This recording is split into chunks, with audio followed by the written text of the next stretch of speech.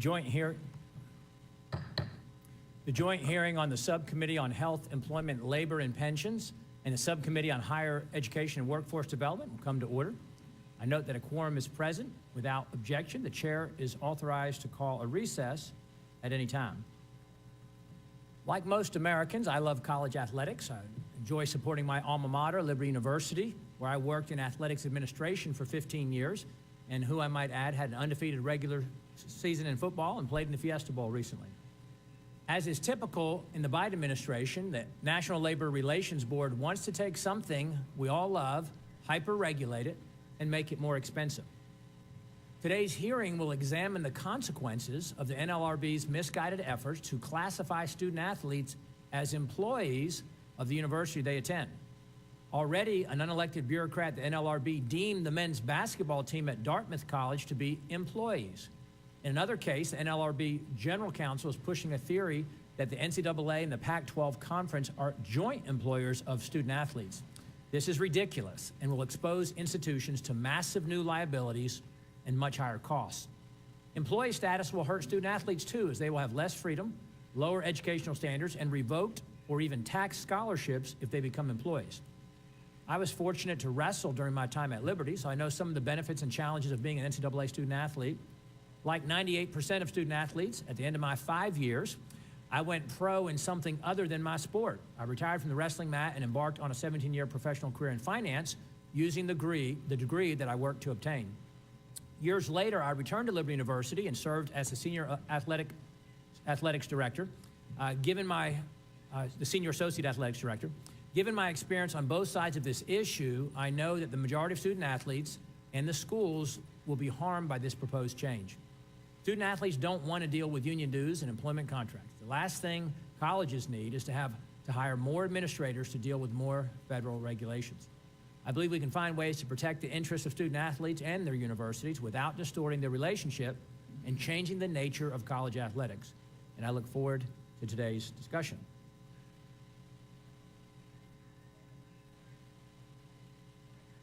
I now yield to the ranking member of the Health, Employment, Labor, and Pensions Subcommittee for his opening statement. Thank you, Mr. Chairman. I want to thank the witnesses for being here today. The labor movement delivered our nation's most necessary protections for workers, including minimum wage, workplace safety laws, and the 5-day work week. This shifted power from unscrupulous employers, not all employers, who profit off the backs of workers, to giving employees an opportunity to join together for higher wages, better benefits, safer workplaces, and protect themselves and their families. As much as I enjoy reminiscing about my days in college and college athletics, I can't remember that much about it, but I vaguely remember leather helmets, without face masks, by the way. The world of college sports is vastly different now than it was then. Today, the collegiate sports industry rakes in billions of dollars, yet college sports industry rakes in billions of dollars, such college athletes, who are the reason the industry is so popular, do not fully share in this profitable industry. And at the same time, many college athletes who are exploited and lack basic health and safety protections. Some have even experienced food insecurity and homelessness. Against this backdrop, college athletics are understandably looking for ways to level the playing field and gain a more equal voice. That's what this is about, and we should keep that front and center during today's hearing. The world's changed in many ways, and certainly changed when myself and the chairman, although he was more recent than I, were participating in college athletics. So we have to understand that reality, and I think that's what all of us are grappling with here today. The Dartmouth men's basketball team recently came together and voted to form a union, and they were found to be eligible to do that by the National Labor Relations Board. They're trying to ensure that they can advocate for safer playing conditions, among other priorities. Contrary to what we hear today, their efforts do not mean the end of college athletics, and the sky is not falling. Even conservative, Trump-appointed Supreme Court Justice Brett Kavanaugh agrees. And 2 years ago, he said, the NCAA business, this is a quote, the NCAA business model would be flatly illegal in almost any other industry in the United States. And he continued, quotes, college and student athletes could potentially engage in collective bargaining or seek some other negotiated agreement to provide student athletes a fair share of the revenues that they generate for their colleges, end quote, Justice Kavanaugh. Similar to athletes at other NCAA Ivy League schools, Dartmouth players only receive need-based scholarships. And while the team generates a considerable amount of revenue for their university, players have no say in their practice schedules, manage part-time jobs to pay their bills and pay high out-of-pocket costs for serious injuries from practice and games. Athletes should be treated like people, not just sources of revenue for their colleges and universities. We should stand with them and help them get the support they need in this new world of college athletics. I hope we can have a real and meaningful conversation today and not have this hearing turn into an attack on labor unions. I now yield to Mr. Owens for an opening statement. Thank you. The world of college sports is in a transformative period. In 2021, the Supreme Court decided NCAA versus Alston and ushered in college sports into a new era of name, image, and likeness compensation, or NIL for short. Student athletes have also gained newfound freedom to transfer schools freely. But at its core, college sports is about enhancing the student-athlete academic experience and molding young people into productive citizens. All this could be lost if the radical Biden NLRB has its way. The Biden NLRB is the most activist pro-union government agency in history. It has taken this opportunity to declare student athletes to be employees. At Dartmouth, an unprecedented NLRB ruling classifies student athletes as employees has paved the way for basketball teams to unionize. In no world should a scholarship athlete be considered an employee for playing basketball. Even more ridiculous, the Dartmouth basketball players do not even receive athletic scholarships, only financial aid based on need. Receiving some clothes and shoes to play a sport you love does not make a student athlete an employee. Classifying student athletes as employees is an existential threat to the future of college sports on many campuses. The increased cost of unionization, administrative headaches would threaten to make low-funded programs economic and viable, including many women's sports and small school athletic programs, resulting in fewer teams, fewer scholarships, and fewer opportunities for young people. I ran across a quote real quick I'm going to leave with you, and I think it kind of states to really what's at risk here. This is from Al Shacker, an early union president. When school children start paying union dues, that's when I'll start representing the interests of school children. This is not about the kids. This is about union dues and the potential of making a lot of money from the union. So with that being said, I'm looking forward to having this conversation and make sure we land on the right side of these college kids. And with that, I yield to the ranking member for opening statement. Ms. Wilson? Thank you, Mr. Owens, and thank you to the witnesses for your testimonies today. As members of this committee, our number one priority should be always the students' well-being. Students' well-being was top of mind 3 years ago when congressional Democrats single-handedly passed the American Rescue Plan Act and delivered emergency financial aid to 18 million college students during the height of the pandemic.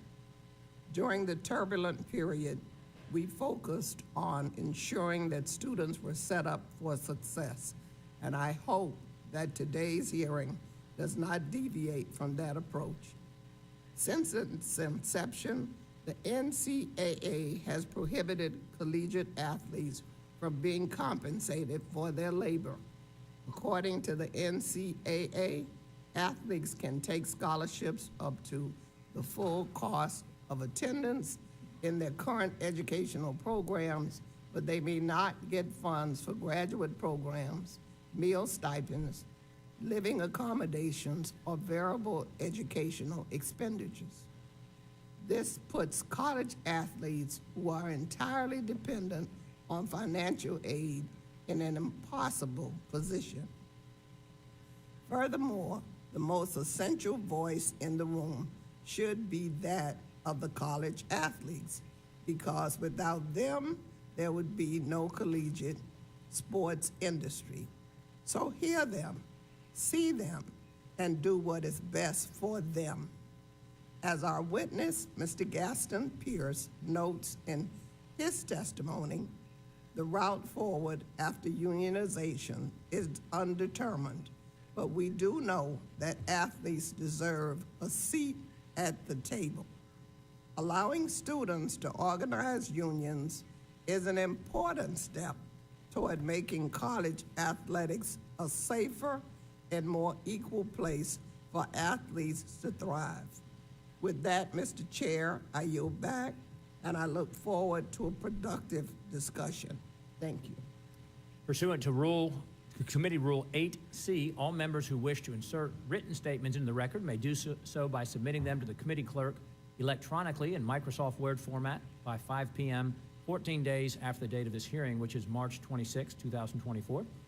Without objection, the hearing record will remain open for 14 days to allow such statements and other extraneous materials referenced during the hearing to be submitted for the official hearing record. We'll now turn to the introduction of our distinguished witnesses. Our first witness is Ms. Jill Bodensteiner, who's the Vice President, Director of Athletics for St. Joseph's University, which is located in Philadelphia, Pennsylvania. Our second witness is Mr. Tyler Sims, who's a shareholder at Littler Mendelson in Tampa, Florida, and who before attending law school played NCAA Division I hockey for Providence College and then played professionally for 3 years. Our third witness is Mr. Mark Gaston Pierce, who's the Executive Director of the Workers' Rights Institute at Georgetown Law, which is located in Washington, D.C. Our final witness is Mr. Matthew Minton, who is a professor of law and executive director of the National Sports Law Institute at Marquette University Law School, which is located in Milwaukee, Wisconsin. We thank all of the witnesses for being here today, and we look forward to your testimony. Pursuant to committee rules, we would ask that you would each limit your oral presentation to a 5-minute summary of your written statement. And I would also like to remind the witnesses to be aware of the responsibility to provide accurate information to the subcommittee. And so now I would recognize Ms. Bodensteiner for 5 minutes.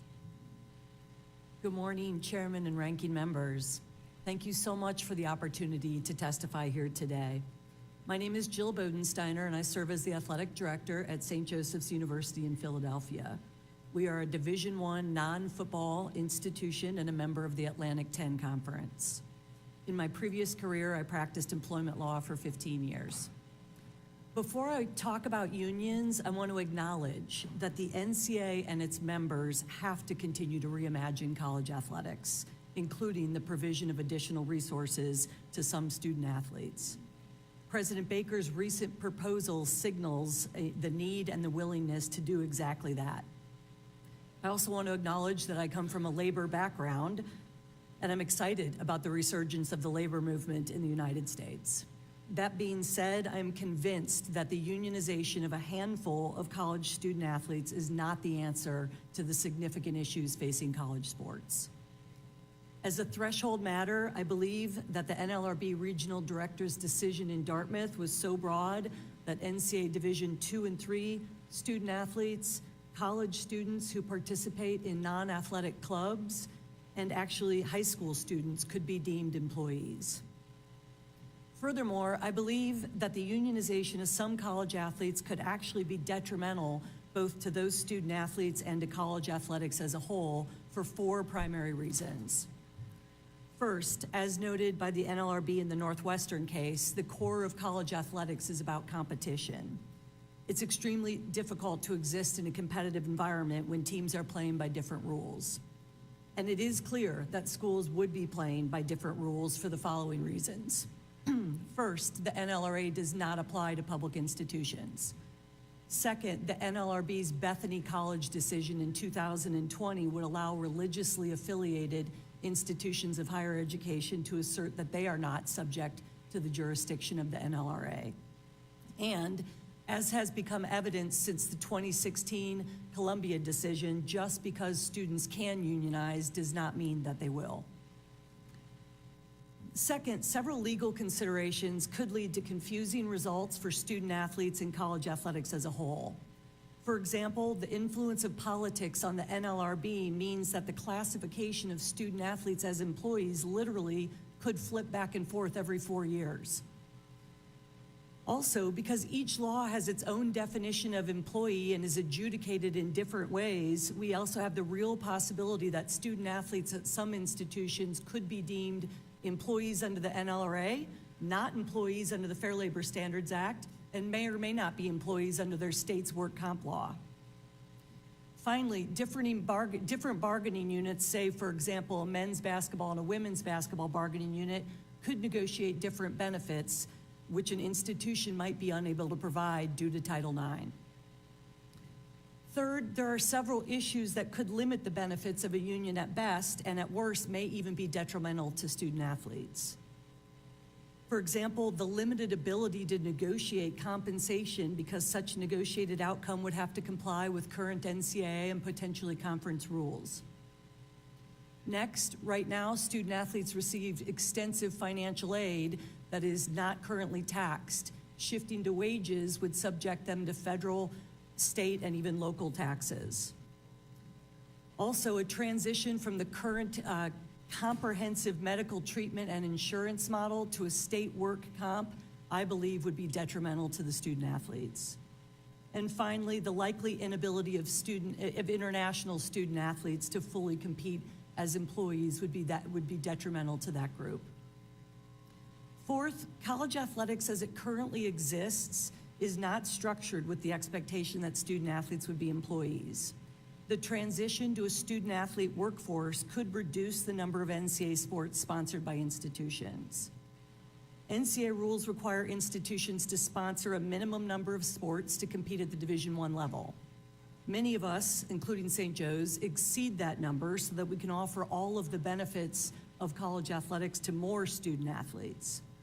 These additional sports generally do not generate revenue.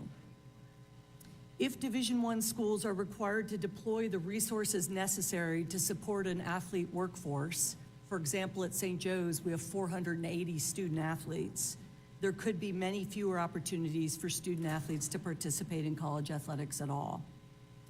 In sum, I believe that the limited benefits that unions could potentially gain for a small group of student athletes throughout the United States would not outweigh the considerable negative impact it could have on student athletes in college athletics as a whole.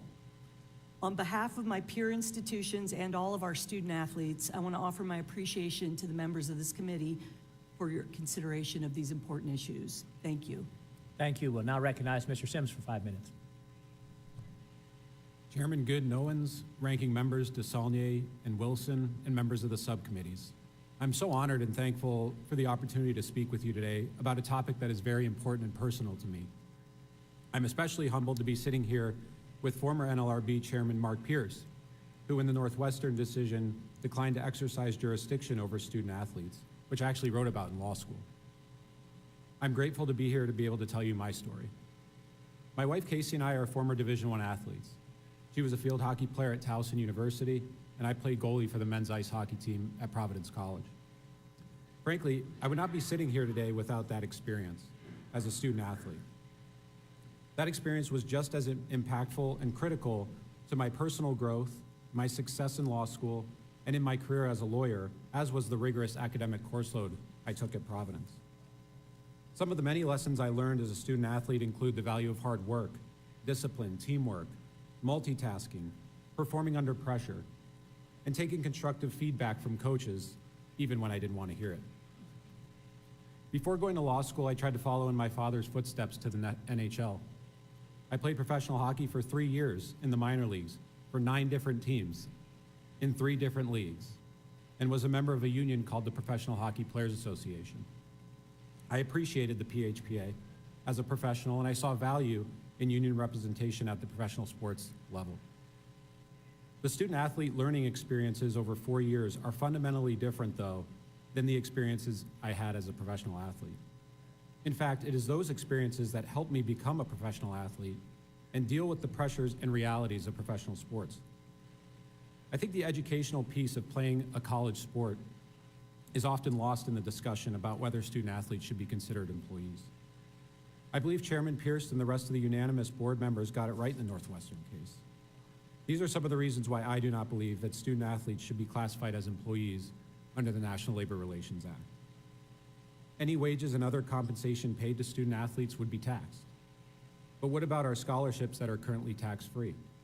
The tax code exempts athletic scholarships, but does not exempt scholarships when paid in exchange for services like teaching, for example. Will student athletes also have to pay taxes on scholarships?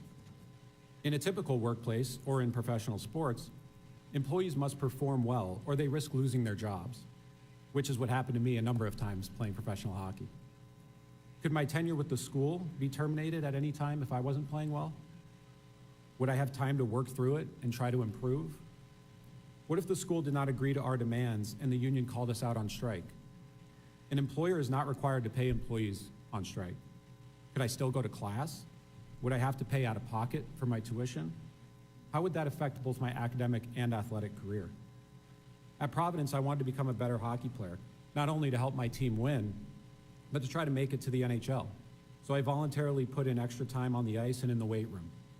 Under a collective bargaining agreement, would that be considered overtime? Would the school let me work overtime? What about time spent on academics? While we had to maintain a certain GPA, I wanted to excel in school. Would academics be a term and condition of employment and a mandatory subject of bargaining? I also valued talking directly with my coaches. They taught me about life, not just hockey. If I had a problem with my coach taking me out of a game, could I work it out with my coach directly? Or would I have to go to the union shop steward and file a grievance? What if the cost of fielding an NCAA sport became more expensive for our school? Would my sport be cut? What about others? What if I want to transfer? How do I do that under a CBA? Do I have to be bound by a CBA if I don't want it or if I never voted for it? It's not that unions are good or bad. It's the setting here that's the problem. I needed to learn and grow as a student athlete. I didn't need to worry about things like bargaining with the school or any of the other issues I mentioned. I've been thrilled to see the positive changes that student athletes have received over the last 10 years. And I encourage student athletes to continue to speak up for themselves and their teammates. However, I also value the educational purpose behind college athletics. And for all the reasons I mentioned and those in my written testimony, I don't believe that classifying student athletes as employees under the National Labor Relations Act will be a positive change for student athletes. Again, I really appreciate the opportunity to discuss this important issue with you, and I'm happy to respond to any questions. Thank you. We'll now recognize Mr. Pierce for 5 minutes. Chairman Good. Oh.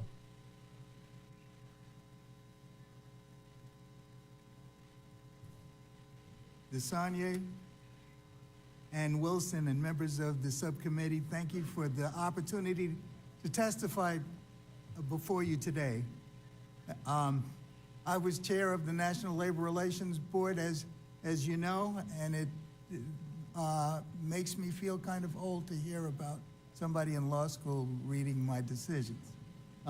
In 2023, NCAA recorded nearly $1.3 billion in revenues. Yet since its creation in 1906, the NCAA has barred collegiate athletes from receiving compensation for their labor. Until recently, athletes were even barred from monetizing their names, image, and likeness. Despite the NCAA's record of legal success, trends seem to be increasingly turned towards defining college athletes in a different way. Last year, legendary Alabama football coach Nick Saban endorsed the college football players unionizing. This is a rapid changing area of the law, and while I'm happy to share my opinion today, I want to clarify that though people still call me chairman, I don't speak for the NLRB or the Biden administration. The term student athlete was coined by the NCAA's president and legal team in 1950 as part of a legal strategy designed to avoid paying a workers' compensation claim to the widow of a football player who died after an injury sustained in a game. The term persists in NCAA and university legal strategies to perpetuate the myth of purity of amateurism. The reality is that most college athletes struggle to make ends meet. They never make it to the professional level and are left with little or no benefits from those playing days, and many are academically deprived. Graduation rates are lower among student athletes of color than their white counterparts. Just over 55% of black male college athletes graduated within 6 years, compared with 60% of all black undergraduates. 69% of all college athletes graduate within 6 years, compared to 76% of all undergraduate students. Racism drives public opposition to paying college athletes. For decades, the NCAA and collegiate sports have ignored a perception in the industry prevalent in many communities of color, a plantation dynamic, in which predominant white institutions, the NCAA and universities, extract value from black athletes to pad their own pockets. On June 21st, 2021, the Supreme Court decided NCAA versus Alston, holding that the NCAA's rules restrict certain educational-related benefits from college athletes, that those restrictions violate federal antitrust laws. Now schools may offer these types of benefits to their athletes, though they are still not allowed to compensate athletes directly. On February 5th, the NLRB regional director held that Dartmouth men's basketball players are employees under the National Labor Relations Act, and 1 month later, those basketball players overwhelmingly voted to unionize and joined many other student workers at Dartmouth already unionized and represented by the same union. Although the path forward is unclear, the status quo simply cannot persist, and it will not. The NCAA is reading the writing on the wall, so much so that in December of last year, its president, Charlie Baker, sent a letter to Division I members proposing the creation of a new subdivision whose schools would be required to provide significantly greater compensation for their athletes than current associations allow. Current conditions are unsustainable and unjust. It is worth considering the ideal process through which to address the challenges facing college athletes. A collective bargaining relationship could be the most effective means of doing so, as opposed to the adversarial approach. Collective bargaining ensures athletes have a seat at the table. As Justice Kavanaugh alluded, this approach has promise in creating more just and workable outcomes. I welcome your questions. Thank you. We'll now hear from Professor Mitten for 5 minutes. Thank you. Good morning, Chairman and Ranking Members and other subcommittee members. It is an honor and a pleasure to testify before you today. For 35 years, as a law professor, I've been studying and writing books and articles about a wide variety of college sports legal issues. Since 1906, based on a uniquely American amateur education model, embodying President Theodore Roosevelt's philosophy that intercollegiate sports should be first class, healthful play, a means in life, and organized to permit the largest possible number of students the chance to take part, NCAA educational institutions have provided over 5 million educational and athletic participation opportunities to female and male students from all socioeconomic backgrounds in a variety of sports. From 1906 to the present, intercollegiate athletes have been full-time students participating in a variety of sports as extracurricular activities at NCAA colleges and universities. They currently have higher graduation rates than their non-athlete student peers. The NCAA's almost 1,100 member nonprofit, private and public colleges and universities are organized into 3 divisions based on the philosophy and competitiveness of their respective athletic programs. In 2023, NCAA member institutions sponsored more than 20,000 intercollegiate men's and women's teams in 36 championship and emerging sports. Most don't generate sufficient revenues to pay their costs. Student athletes who voluntarily choose to play college sports have a contract with their schools establishing both sides' legal rights and obligations. Applicable NCAA, divisional, and athletic conference rules are incorporated into and are terms and conditions of the intercollegiate sports participation contract between a student athlete and their college or university.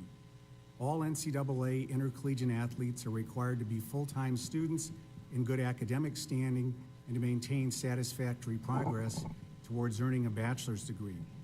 The 2022 NCAA Constitution retains the association's historical amateur educational model of college sports by prohibiting pay for play while permitting student athletes to receive educational and other benefits in accordance with guidelines established by their NCAA division.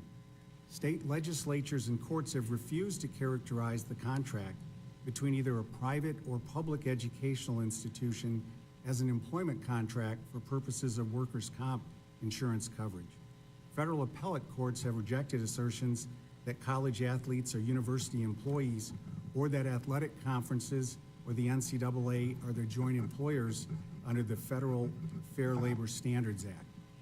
In 2015, the National Labor Relations Board rejected a petition to unionize Northwestern University football scholarship players because it would not further stable relations. The board has no jurisdiction over intercollegiate sports at public universities, which must comply with state labor laws and may not allow student athletes to unionize. Since 2015, NCAA rules changes have been beneficial, not detrimental to intercollegiate athletes. The 2022 NCAA Constitution permits fair market value pay for publicity from the commercialization of college athletes' NIL rights. Student athletes currently have greater rights and protections, including constitutional commitments by the association, divisions, athletic conferences, and member institutions to protect, support, and enhance student-athlete physical and mental health and safety, and to conduct their activities without gender discrimination. Student athletes also have voting representatives on the NCAA Board of Governors and highest divisional governing bodies.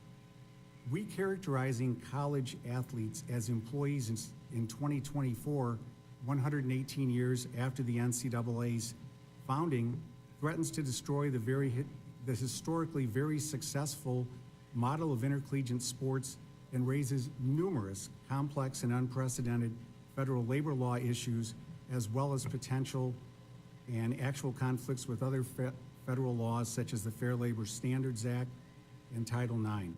It could result in less favorable treatment of student athletes, including their being fired for unsatisfactory sports performance, more restrictive limits on their earning capacity or ability to transfer schools.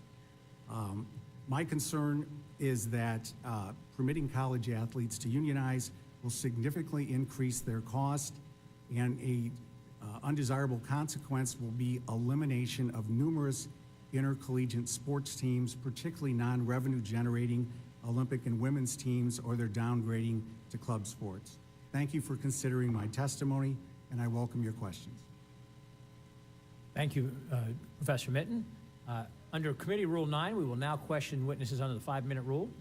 I will wait to ask my questions, and therefore I recognize the Chairman of the Higher Education Workforce Development Subcommittee, Mr. Owens from Utah, for 5 minutes. Thank you so much. Ms. Bonesteiner, most of the student athletes will never compete professionally in their sport. In fact, only 1.6% of NCAA football players ever play in the NFL. What impact would employee status have ensuring these college students, athletes, can continue to focus first and foremost on being students and on their academic success? Thank you for your question. I first want to say that I think it's important to understand the diversity within college athletics, and a lot of the statements we've heard pertain primarily to football. I'm a non-football institution. Contrary to bringing in, making a profit, we are 80% subsidized by the university in our athletic department. And so this is not a money-making enterprise at most institutions without football, certainly, including St. Joe's. So at St. Joe's, our student athletes graduate at a higher rate than our regular students, and our student athletes of color graduate at a higher rate than our non-student athletes of color. I am really proud, as with Dartmouth, and how we do put academics first. And there are a myriad of ways in which we do so. So I think one, in response to your question, one fundamental issue is, would academic matters be subject to bargaining? And so some of the academic support offered and eligibility rules, those sort of things. What is the play between collective bargaining and mandatory subjects of bargaining versus academic matters like study hall and extra tutoring and all those sort of things.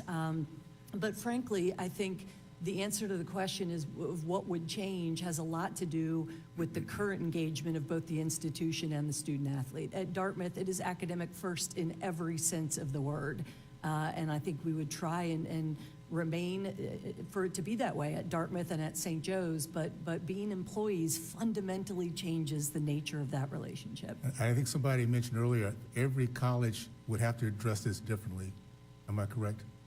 Absolutely. Okay, We yes. all have different academic structures. Okay. Ms. Sims, like other college students, student athletes must satisfy certain academic standards to gain admission to their to the universities and participate in extracurricular activities, including sports. There are no academic or educational requirements for professional athletes. If student athletes are deemed to be employees by the NLRB, would university administrators and faculty be obligated to negotiate such academic standards with labor unions?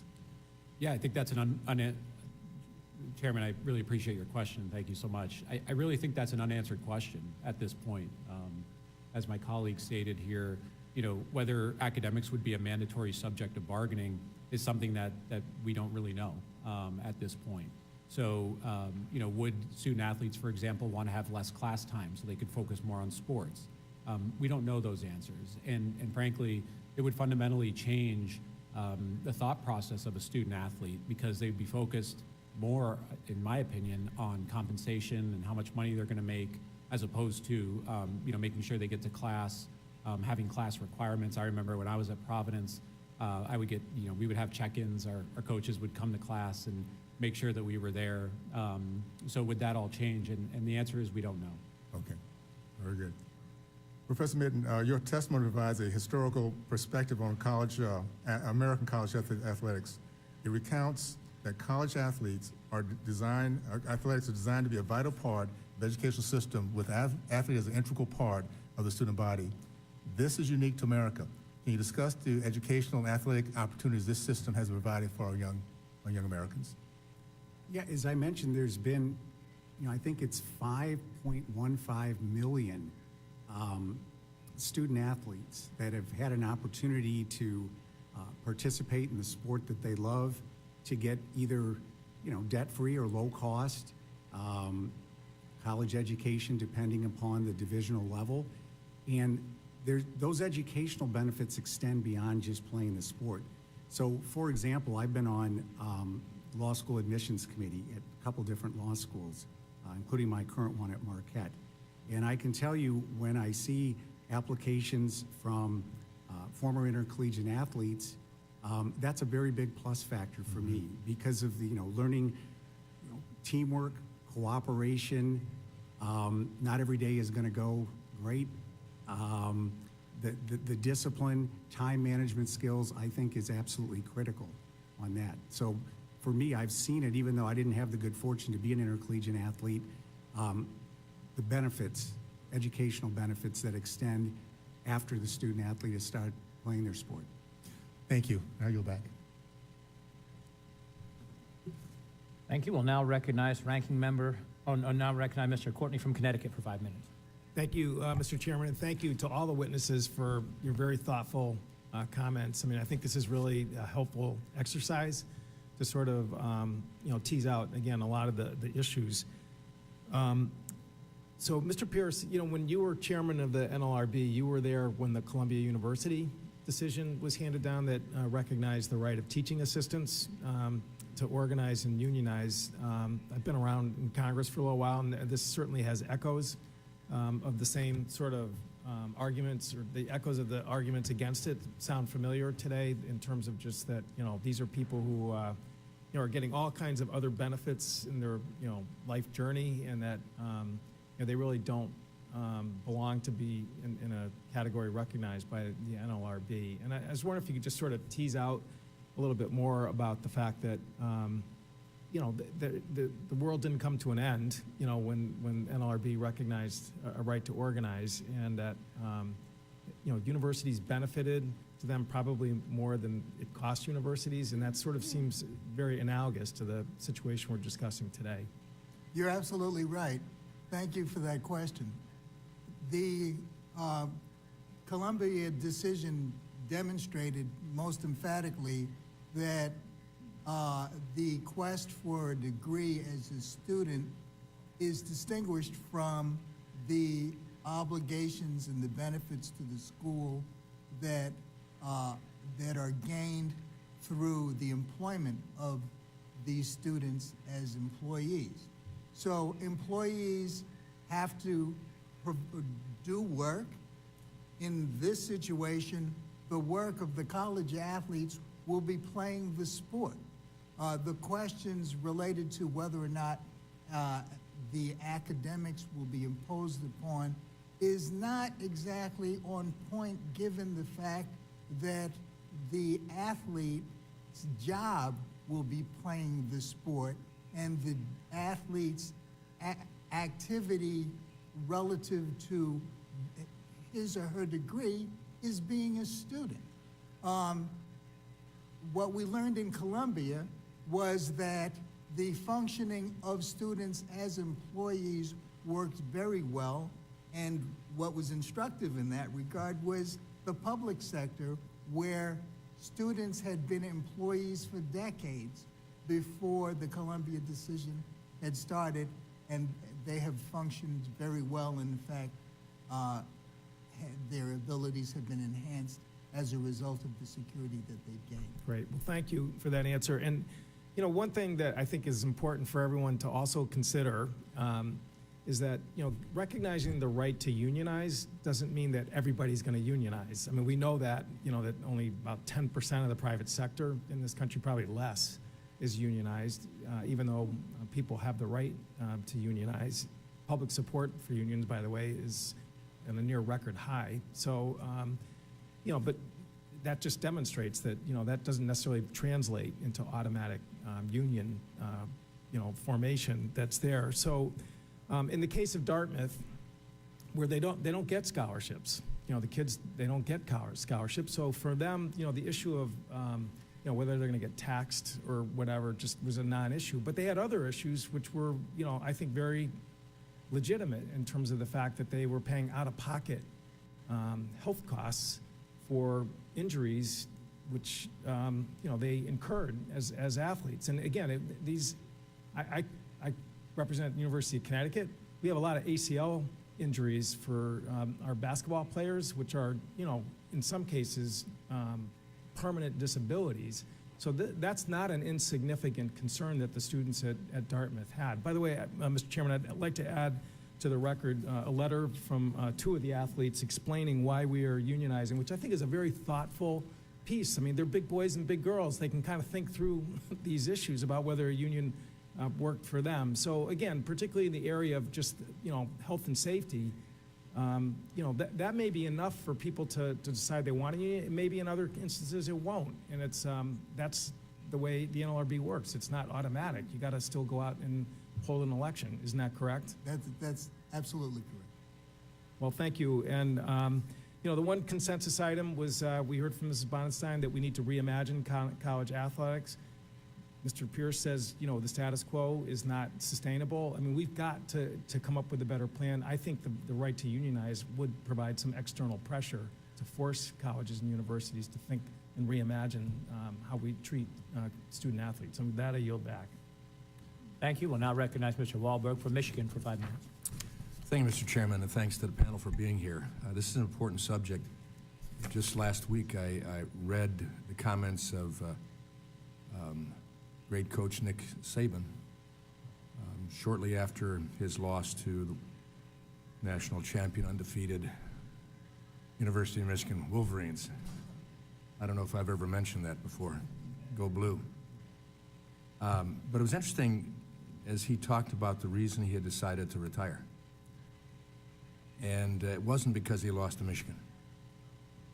It was because some of his athletes were coming in immediately after that, looking at next season and asking him what was in it for them. Basically, what contracts they would have, what earning capabilities they would have. And Nick Saban, I think rightly, said to himself, this is a new world. It's not for me. This is not what athletics is all about. As an athlete, a wrestler, it prepared me for life, but it wasn't life.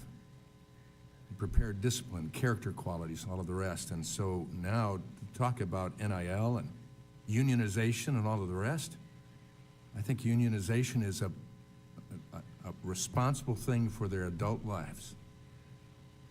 But in the learning process, it could be a great hindrance, and I think Nick Saban saw much of that.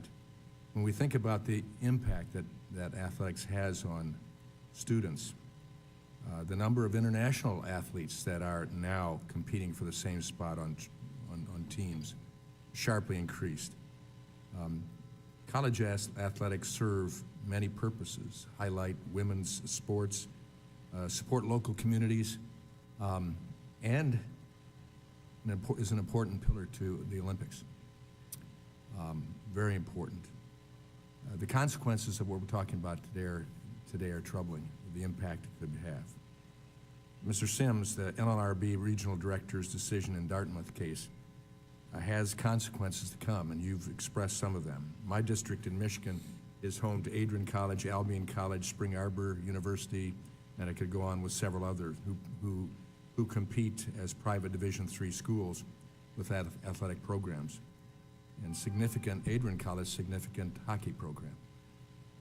If the Dartmouth decision is upheld, what do you believe will happen to other private colleges in Division I, II, III with their intercollegiate sports? Thank you for the question. I appreciate it.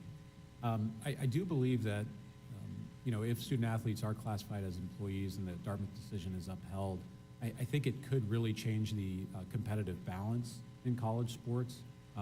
You're dealing with about a third of universities that are private in the NCAA. So you have about 2/3 that are public universities, and there are many states around the country that don't allow public employees to collectively bargain. There's also states like yours in Michigan who have specifically carved out student athletes as not employees, public employees. So I think about the competitive imbalance that could result from it. When you look at all the sports leagues, for example, those are league-wide bargaining units. The NLRB's history in issuing decisions around sports leagues have been about league-wide bargaining units. And it was something that was even mentioned in the Northwestern decision that a single-team bargaining unit is something that would be difficult to imagine, and it would not stabilize labor relations around the country. Thank you. Ms. Bodensteiner, most universities don't generate a profit from their athletic programs, as you've indicated. In fact, we've seen schools over the past several years drop programs. A few years ago, Michigan State University, of all places, dropped its men's and women's swimming program. And Lindenwood University in Missouri recently announced it would cut 10 programs. If Dartmouth case is upheld, what would the financial impact be on college athletics programs and their long-term viability for the majority of schools? Thank you for the question. I do believe that the infrastructure required to have, for example, 480 St. Joe's student athletes treated as employees, and depending on the scope of that, we could be talking tracking hours, time cards, hiring, firing, posting positions, negotiating potentially with 21 different bargaining units. The infrastructure alone to support a student athlete workforce would be incredibly expensive, and I believe schools would have very difficult decisions to make. Thank you. My time has expired. I yield back. We'll now recognize Ms. Bonamici from Oregon for 5 minutes. Thank you, Mr. Chairman, and thank you to the witnesses. I represent a district in a very labor and worker-friendly state. I'm a strong supporter of collective bargaining for fair and just compensation, benefits, and working conditions. I do want to note that my state just a couple of weeks ago passed legislation prohibiting the NCAA athletic conferences or other athletic governing bodies from punishing schools and student athletes for violating the name, image, likeness rules, although they also added athletic reputation. I think these conversations are happening across the country. College and university athletics, as we know, generate billions of dollars for the NCAA, but most students don't see much beyond scholarships that may or may not cover the cost of their education. And as directed by athletic departments, student athletes invest substantial time in practices, workouts, travel, games, some of which come at the expense of, I see you're shaking your head, Mr. Sims, bringing back memories, right? May come at the expense of attending classes. Despite this, student athletes are supposed to be considered student athletes or students first, athletes second. Thank you, Mr. Pierce, for giving us a little history about where that came from. Even as the NCAA and the schools they attend continue to profit. Studies in recent years have found that anywhere from 25 to 60% of Division I student athletes have experienced food insecurity. Even greater numbers of these students have lived below the federal poverty line or continue to do so. So it is no wonder that some student athletes are choosing to unionize to get the rights and benefits they deserve. And I say choosing because, as Mr. Courtney pointed out, this is a choice, there is an election. So, Mr. Pierce, the NCAA and its respective divisions have shown that they are not capable of addressing every issue of concern regarding college athletes in a timely manner. They're also unable to produce an individualized solution in every case. So what are the advantages of an athletes union over the NCAA and division committees trying to resolve particular issues? Thank you so much for that question. The ability for students to unionize gives the students a seat at the table in real time. So a union who knows the concerns of the particular athletes and the priorities that the athletes have with respect to equities and injustices can bring that forward in a collaborative way with the university so that the best solutions can be hashed out mutually, rather than some kind of top-down approach to say, well, we're going to try this, we're going to try that, and it may not necessarily work. The importance is that the students need a sense of better work-life balance. They know how it's imbalanced, and they can address it most effectively. So in other words, the student athletes' voices are very important, no doubt. And we've heard a lot of talk about that. And again, as Mr. Courtney pointed out, that happened at Dartmouth. The students stepped up and made that decision. So how would joining a union or forming a union be one of the most direct and effective ways for students to have their voices heard, Mr. Pierce? Well, there is an obligation to collectively bargain. The employee status of athletes gives them the opportunity to have that seat at the table that I addressed before. A collective bargaining agreement would have particular provisions that deal with safeguards like safety, how much it would affect your study to have to go through the rigors of sports training and so forth, and negotiate whether or not they have to fly around across continents in order to play within the league for their games and then have to come back with jet lag and trying to study. Those are kind of items that they'd be able to negotiate. No, I appreciate that. And Mr. Pierce, one final question. Some are suggesting that allowing student athletes to unionize, not requiring, allowing them to make that decision and have an election would be the end of college athletics as we know it. Do you agree with that? I do not. Absolutely not, because as we can see, all of the professional sports teams have been able to function and make certain adjustments. Each school has its own unique set of circumstance. Each athlete who decides to unionize can only unionize if the factors exist based on the NLRB's assessments. So it's not going to be one size fits all at all. Thank you, and I yield back. Thank you, Mr. Chairman. Thank you. We'll now recognize Mr. Allen from Georgia for 5 minutes. Thank you, Mr. Chairman. I'm pleased that we're holding a hearing today on this important topic. I believe the American people deserve choice, and that includes someone who's looking beyond high school. We've talked about higher education quite a bit here in this committee over the last few months. A lot of things going on in college that, and then some folks might want to go directly into the workplace or go get a skill, those kind of things. There are all kinds of options available today beyond high school. When it comes, we're talking about athletics here today, but there are lots of other ways to go to college. There are academic scholarships. There certain corporations give scholarships because people have certain abilities. I played football and all the sports in high school, but my great talent was a long snapper, and I probably could have walked on as a long snapper, but not as a scholarship player. But I had a trade. I learned how to weld in high school, and I used that trade to pretty much work my way through college. And so that was kind of my choice. So there are all kinds of choices out there, and as far as trying to unionize, I don't think if you unionize, you got one choice, and everybody makes the same amount of money. So I don't know how you do that, because you take the NIL. Your quarterbacks are making $1 million, and I don't know the linemen are not making that kind of money. So. And I worked in a union company, and if you had this level of skill, everybody made the same amount of money. And talking about name, image, and likeness,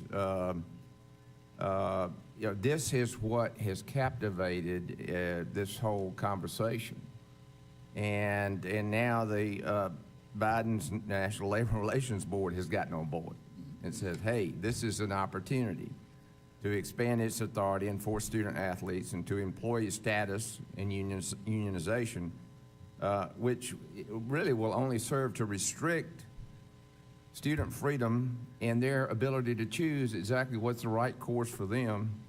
And frankly, the very purpose they're there could lower their educational standards, because as my friend Burgess Owens said, only 1%, 1 point something percent of these folks go to the next level. So that education then becomes very valuable. That's why I'm interested in legislation that would ensure that both football and basketball players in this country are eligible for the draft directly out of high school. The athletes coming out of high school today are not the athletes that came out of high school when I was there. And a lot of those folks are ready. I mean, they're ready to play in the big leagues and ready to go make, to really be rewarded for their hard work. Currently, some athletes are playing college sports for financial reasons, as illustrated by Coach Saban. And as pro sports collective bargain agreements, though, restrict their entry into the free market. And so nullifying these rules would empower athletes to make their own decisions about their... Mike.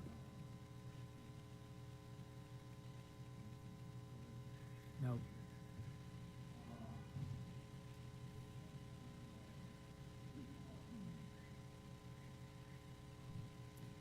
The most popular question I'm asked at cocktail parties is, why does the NCAA have a one and done rule in basketball and a 3-year rule? People don't understand those are not NCAA rules.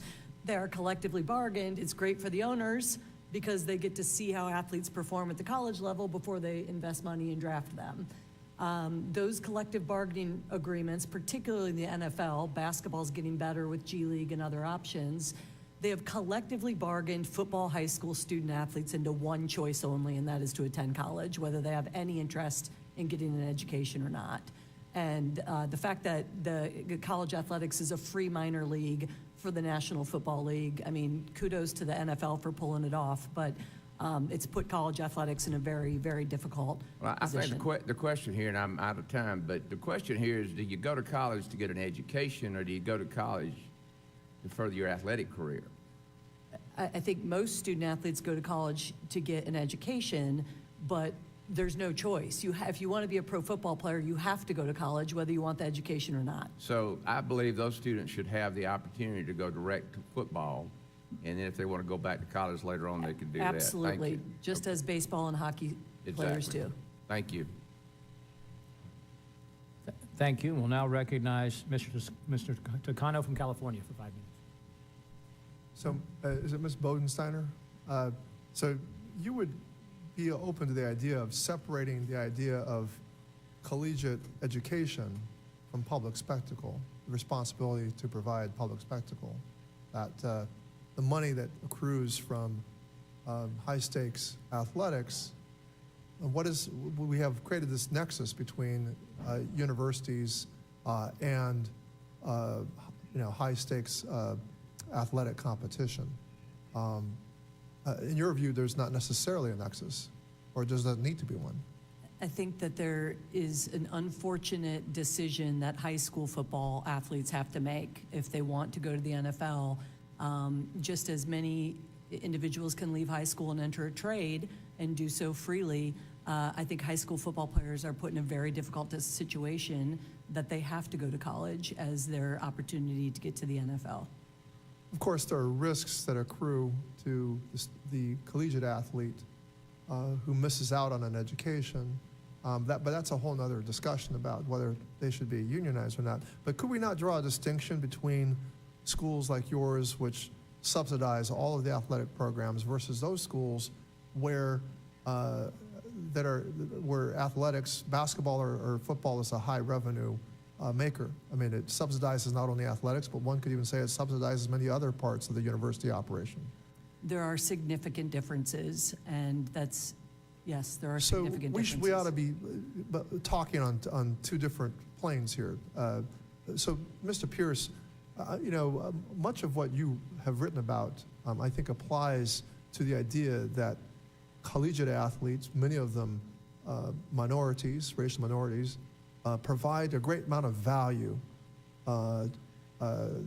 Value, as you said, is extracted from them, and they don't necessarily benefit from the value extracted. In fact, is it not the case that in many schools, coaches make more money than the university president? That is very true, yes. Can you give us an idea of what those salaries are? Do you have that off the top of your head? Oh, not off the top of my head, but if I were to say $5 million for a coach's salary, I would not be off base. I think the American people, if they were to look squarely at the amount of revenue they generate for the coach's salary, the amount of revenue they generate for maybe subsidizing the other athletic programs, but not just that, but the dependency of many universities on the athletic program to subsidize many of their other operations, maybe even the research that goes on there, that there's something out of whack there, that the students, the athletes themselves generate this revenue, but what can we say they get in return? Can you comment more on this sort of imbalance? Well, the imbalance is substantial.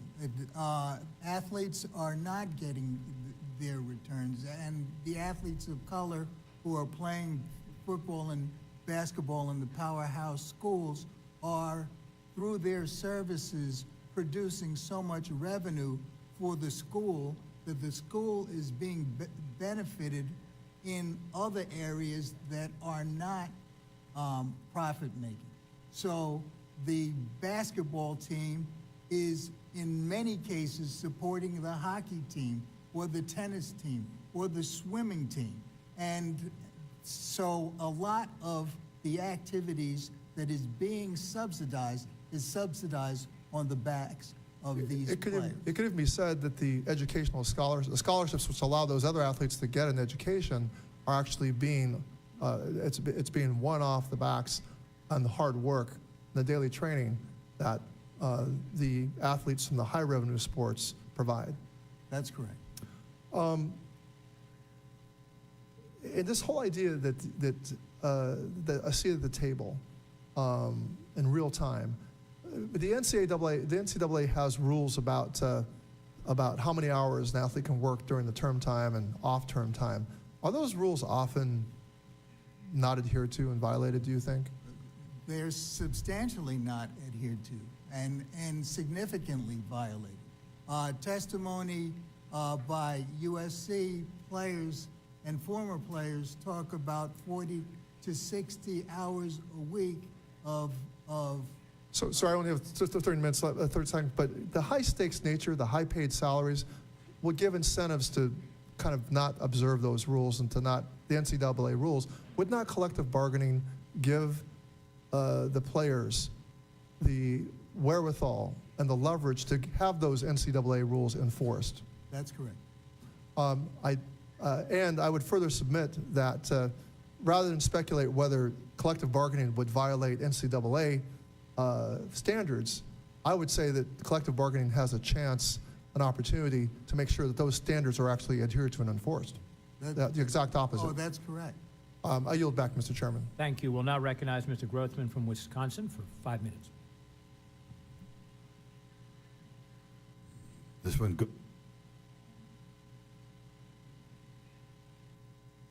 Can we help him? general question for Mr. Minton. When we think of college sports, we think, I guess, of Division I football, Division I basketball, because that's what's on TV, and that's what comes to mind. But just looking at one of the non-Division I colleges in my district, they have baseball, basketball, football, cross-country swimming, wrestling, track, tennis, volleyball, gymnastics, soccer, and golf.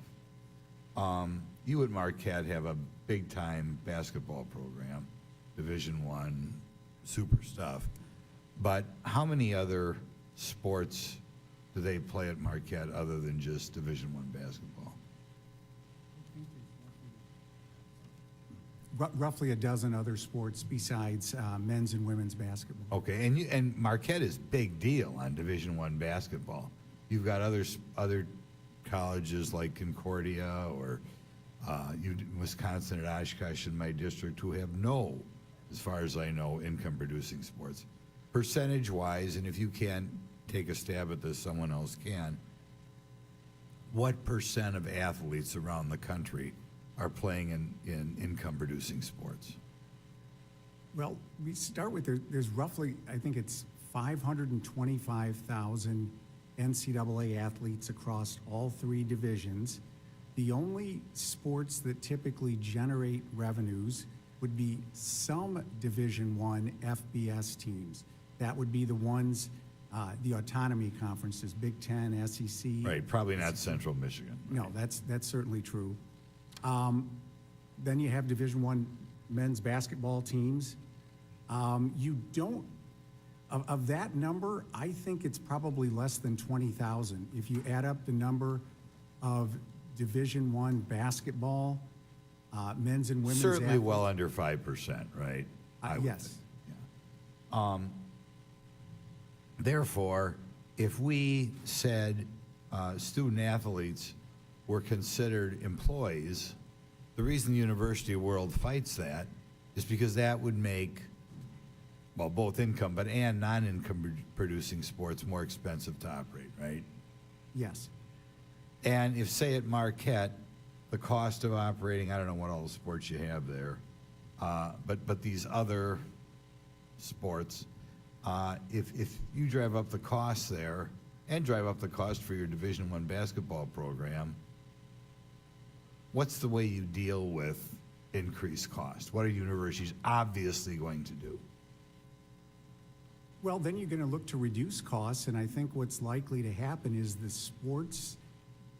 We don't want to see a model, for example, be just the sports that You're going to get rid of sports, aren't you? Yes. You're going to get rid of a downgrade. lot. And that's even at Marquette where you got the big basketball team. At Wisconsin, at Oshkosh, at Concordia, to name two other universities in my district, who are losing money off the top. Can you guess wildly, I suppose it's unfair to do this to you, guess wildly what sports would disappear what athletes are going to lose the chance to play in sports because either they are classified as employees or even worse, become unionized? Well, I'd say largely Olympic sport athletes. Some women's sports, of course, Title IX requires that there be, gender equity in terms of number of sports participation opportunities, equal treatment benefit. But I think a number of sports that are now intercollegiate will be downgraded to club sports. Tennis, golf, wrestling, swimming, that sort of thing will become club sports, right? I think that's what's most likely to happen. Right. So the big impact of this on people is a lot of athletes in what we call non-income producing sports. I hate to use the phrase minor sports, but they just lose that opportunity, right? I think that's what's most likely. Yeah. One other comment, I want one of you guys to comment on it. It is my belief right now in smaller universities, NAIA or Division III or whatever, that sometimes the universities use these sports, I know they do, and small universities to bring in more tuition revenue. In other words, in a way, they're taking advantage of the kids because they're saying you're going to have this great experience here, but they're feeding off of their desire to continue their high school career, and as the result, maybe they don't wind up with something of value because they've been used just to get more tuition, get more butts in the seats. Could one of you guys comment on that?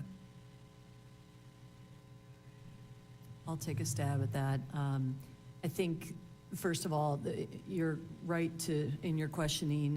When you think about our rowers, our tennis athletes, they're benefiting substantially from their opportunity to participate as athletes. And I think that's unquestioned. The amount of enrollment and money being brought in by athletes is changing significantly as you look at discount rates on the rise and putting athletics aid on top of that. I think gone are the days at many schools where they're a revenue or an enrollment driver. Thank you. We will now recognize Ms. Adams from North Carolina for 5 minutes.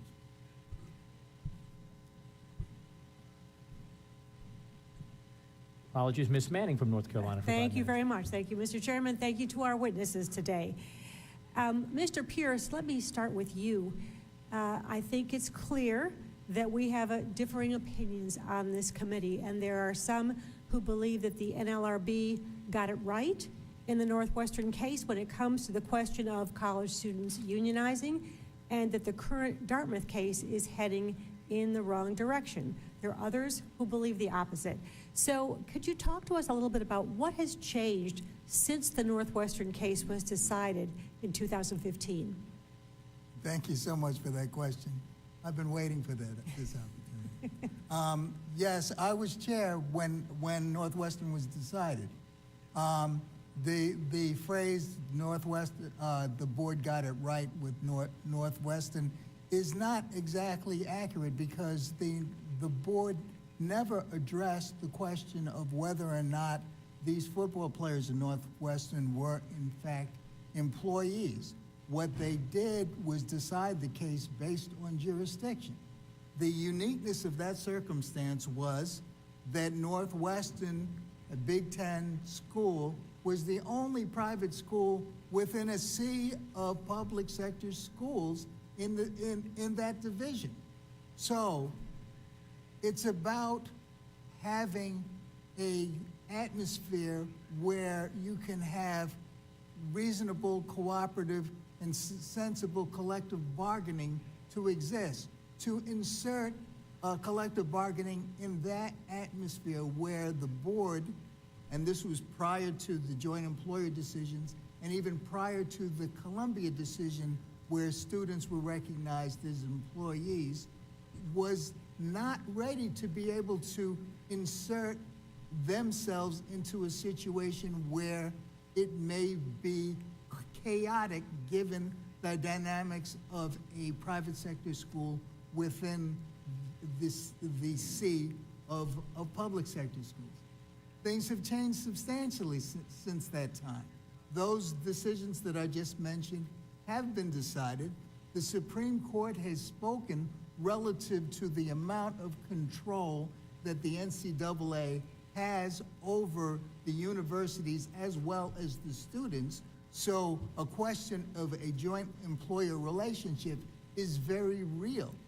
And with the Supreme Court saying that the impositions that are being made by the NCAA creates antitrust violations, it has caused a clearer view of the relationship that student athletes have to their universities vis-a-vis the employer-employee So that decision made in a different context has opened up the opportunity for the courts to claim jurisdiction in this particular case. I want to move to the issue of injuries, because we know that college athletes are inherently at risk of injury through their participation in sports in college. The CDC has estimated that over 210,000 injuries occur every year with student athletes, with sports like football, gymnastics, soccer, wrestling having the highest injury rates. And my concern is protecting the health and the safety of these students. So can you talk to us about what college athletes could accomplish collectively in a bargaining agreement, not only to help them when they are injured, but to help them if these injuries prohibit them from participating in athletics in the future? You look to football and basketball contracts in the professional level, where injuries are a significant factor in that sport. There are provisions in those collective bargaining agreements that protect athletes so that they don't lose their ability to continue with their life in a decent way. Remember, at the outset of the NCAA's determination that students were student athletes, it was about denying a workers' compensation claim to a widow. There have been cases that were litigated for years relative to college athletes trying to get compensation for the injury that they sustained while servicing that school. Collective bargaining would provide that kind of security, and it would be mutually beneficial to both the university and the athletes in the process. Thank you. My time is about to expire, but I'm going to get back to you with a question in writing about how collective bargaining could prevent students, particularly female athletes, from issues involving sexual abuse and rape. We've seen it from not just from coaches, but from university doctors. There have been some pretty horrific cases. So I will get back to you with a question in writing. Thank you, and I yield back. I've been a little generous because I started accidentally going over with one of this side, and we've done it twice on each side. Please, members reminded to keep your remarks and the question time to the 5 minutes, because we have several members to still go with their questions. We'll now recognize Mr. Burleson from Missouri for 5 minutes. Thank you, Mr. Chairman. This is a strange world. I don't know how we got to this point where we're considering unionizing college athletes. There's obviously a lot of it creates a lot of problems. Mrs. Bodensteiner, is that right? It is likely that the terms of a collective bargaining agreement between a school and a union representing student athletes would be inconsistent with the NCAA rules. For example, players could bargain for higher stipends or fewer classes to remain eligible to participate in collegiate sports. The university would be put in a bind of whether to bargain over subjects that could result in exclusion from the NCAA competition. What do you think that the schools should do in such a situation? I think for some subjects of bargaining, absolutely. They could be in conflict. Let's say the topic is Sundays off, and your conference has, in the NCAA tournament, has Sunday games. So I think there could be situations where there may have to be a collective decision made between the employees and the employer to say, we can do that, but we wouldn't be able to participate, and let's come to some compromise. I think there would be many conflicts, not all. Some things would be, maybe more gloves, as my softball pitcher who I brought with me today. Provision of equipment and those sort of things would not, but certainly many topics would be also the subject of conference and NCAA rules. I also understand that most of the programs and most universities don't generate profits for their athletic programs, which is in keeping with what it was intended to be from the beginning. That it's about academic performance, academic achievement, athletic achievement, not necessarily selling ads and selling tickets. So can you discuss how how this might financially impact universities? Yeah, I mean, none of our 21 sports generates a profit. A few generate revenue. We don't sell tickets to anything other than 2 sports. And so, as I mentioned earlier, I think just the costs of having a student-athlete workforce, we currently have 480 student-athletes at St. Joe's, and just the infrastructure of, the human resources, the bargaining personnel to manage potentially 21 bargaining units and 480 employees would be extensive. Costs that I think decision number one would be, okay, if there are wages now involved, again, at institutions like mine, what does that do to the financial aid? I think that's where the money would have to come from. And Right. so I worry that the access to to college would be decreased at some institutions. And the vast majority of universities that participate in, collegiate sports are not private universities. These are public institutions or parochial, religiously affiliated institutions. As I understand it, they would not be covered. Does that create a competitive disadvantage? That's the difference with Columbia and teaching assistants, is they're not competing. And then when you look at the pros, it's one giant bargaining, it's one group of players. So yes, just take the Atlantic 10 conference. There are 15 members, 4 publics and several religiously affiliated.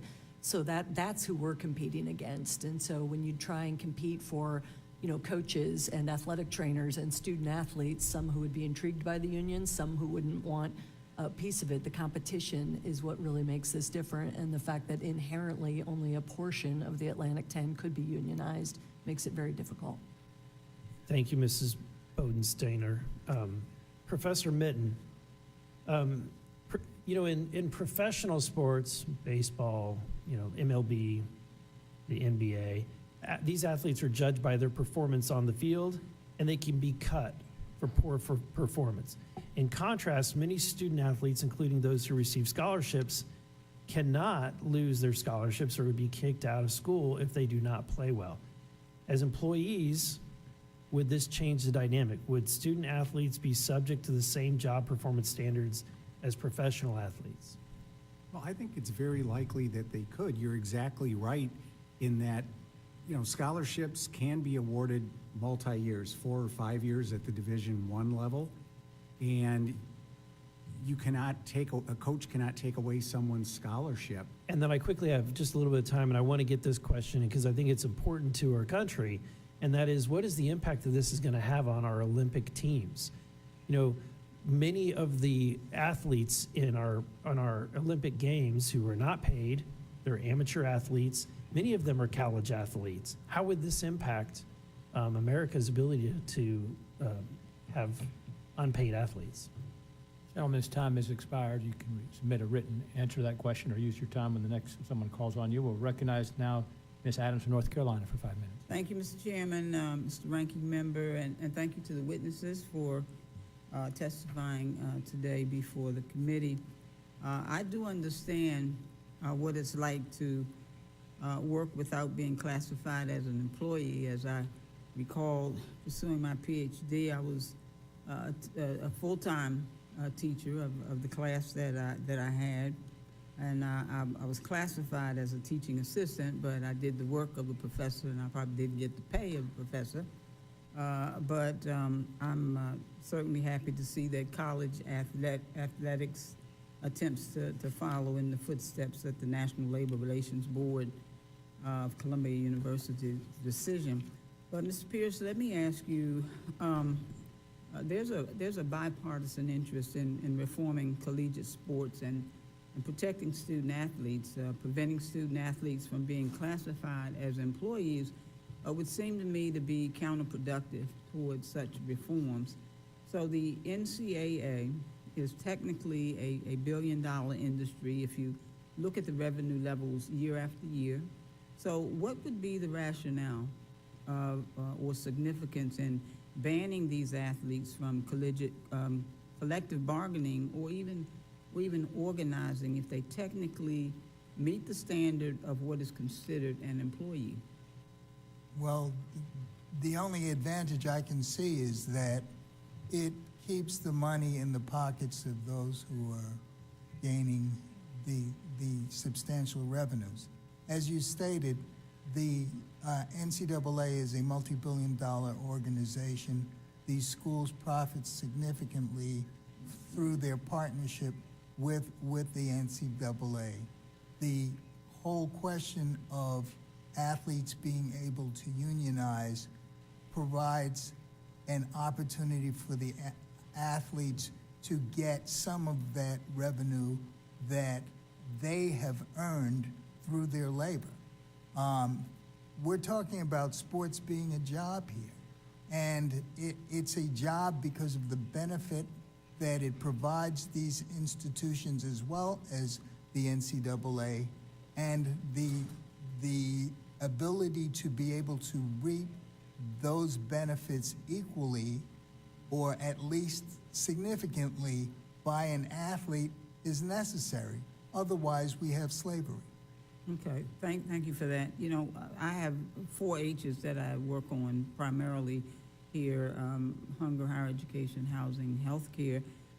So I do focus on hunger, and I was a little bit dismayed to see that a 2019 survey revealed that 24% of Division I college athletes experienced food insecurity in the previous month.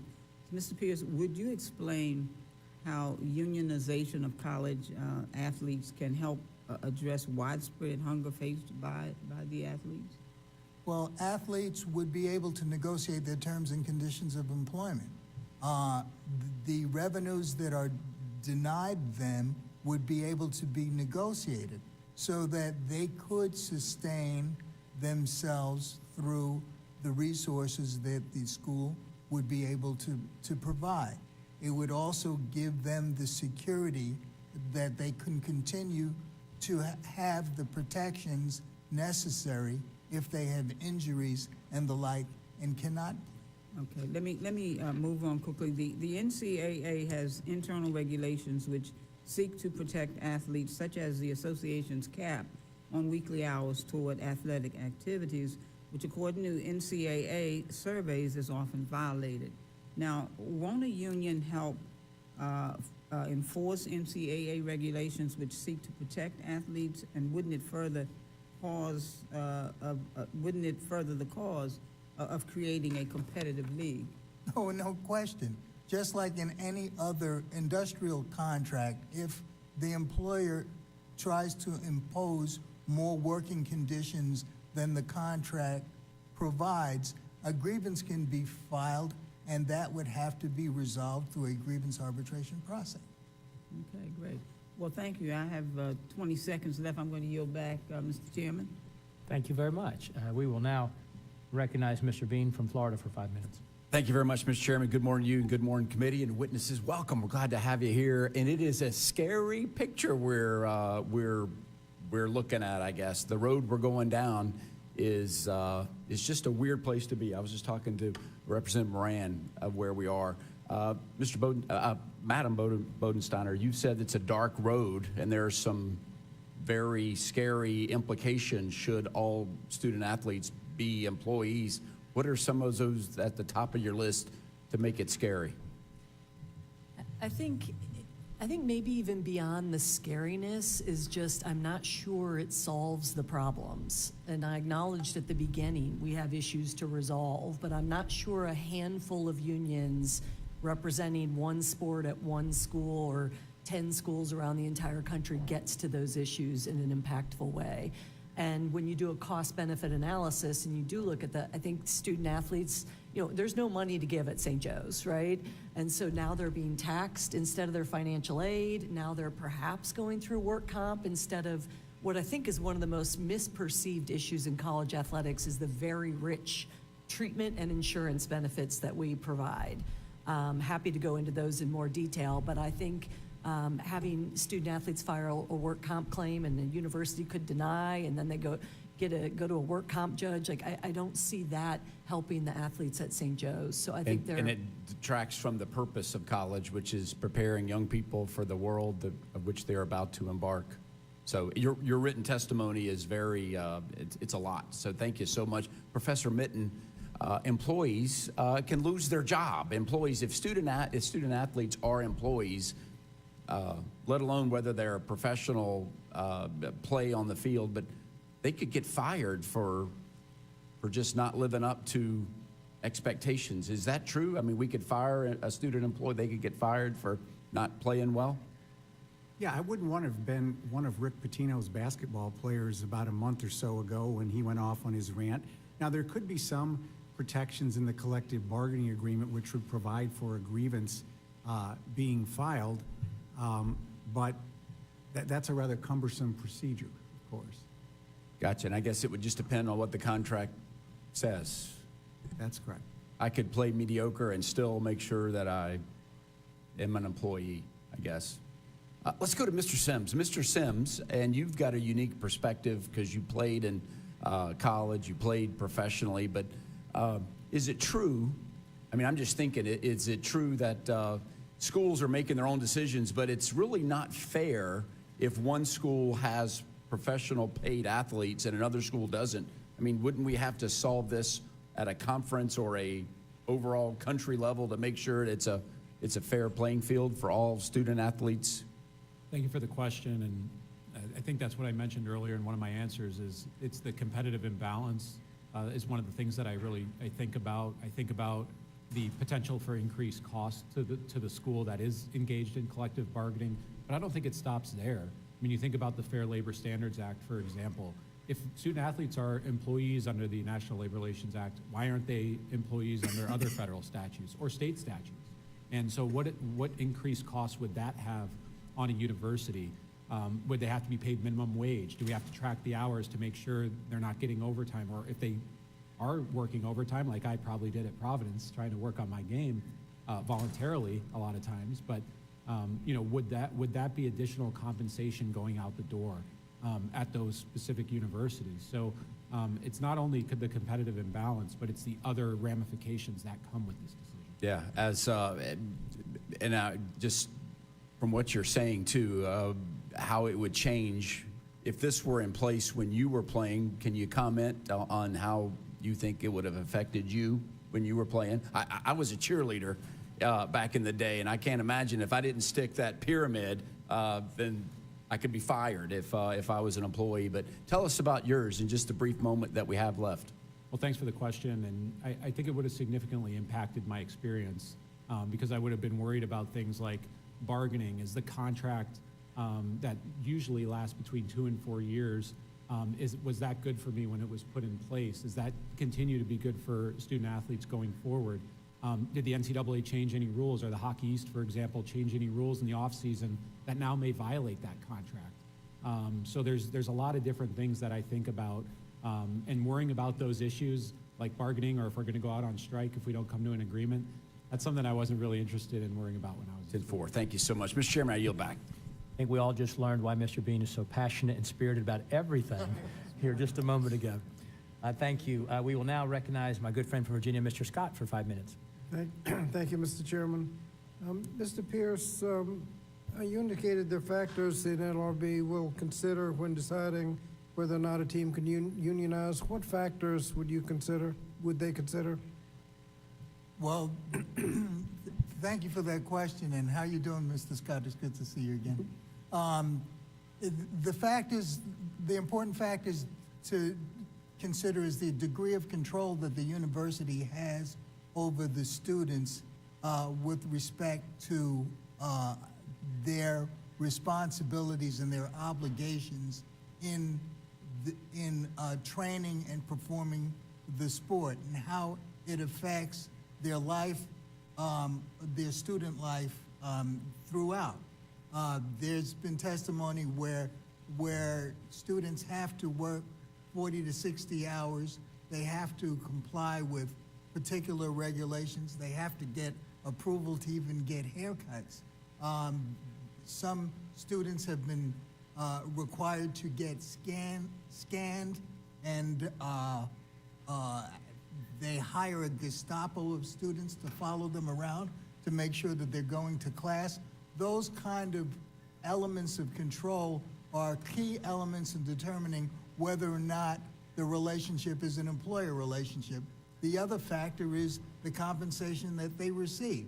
They receive scholarships as a result of being able to play. The Dartmouth students received early admissions after being recruited and got gear, paraphernalia, being flown all over the country, as well as sports tickets, all of these things that have value. Thank you. And what are the potential bargaining units? Is it just the team? Could it be all student athletes at a school or the whole conference? What would the bargaining unit be? Well, the bargaining unit would be only the team. It's only the team that has petitioned to be unionized in the Dartmouth circumstance.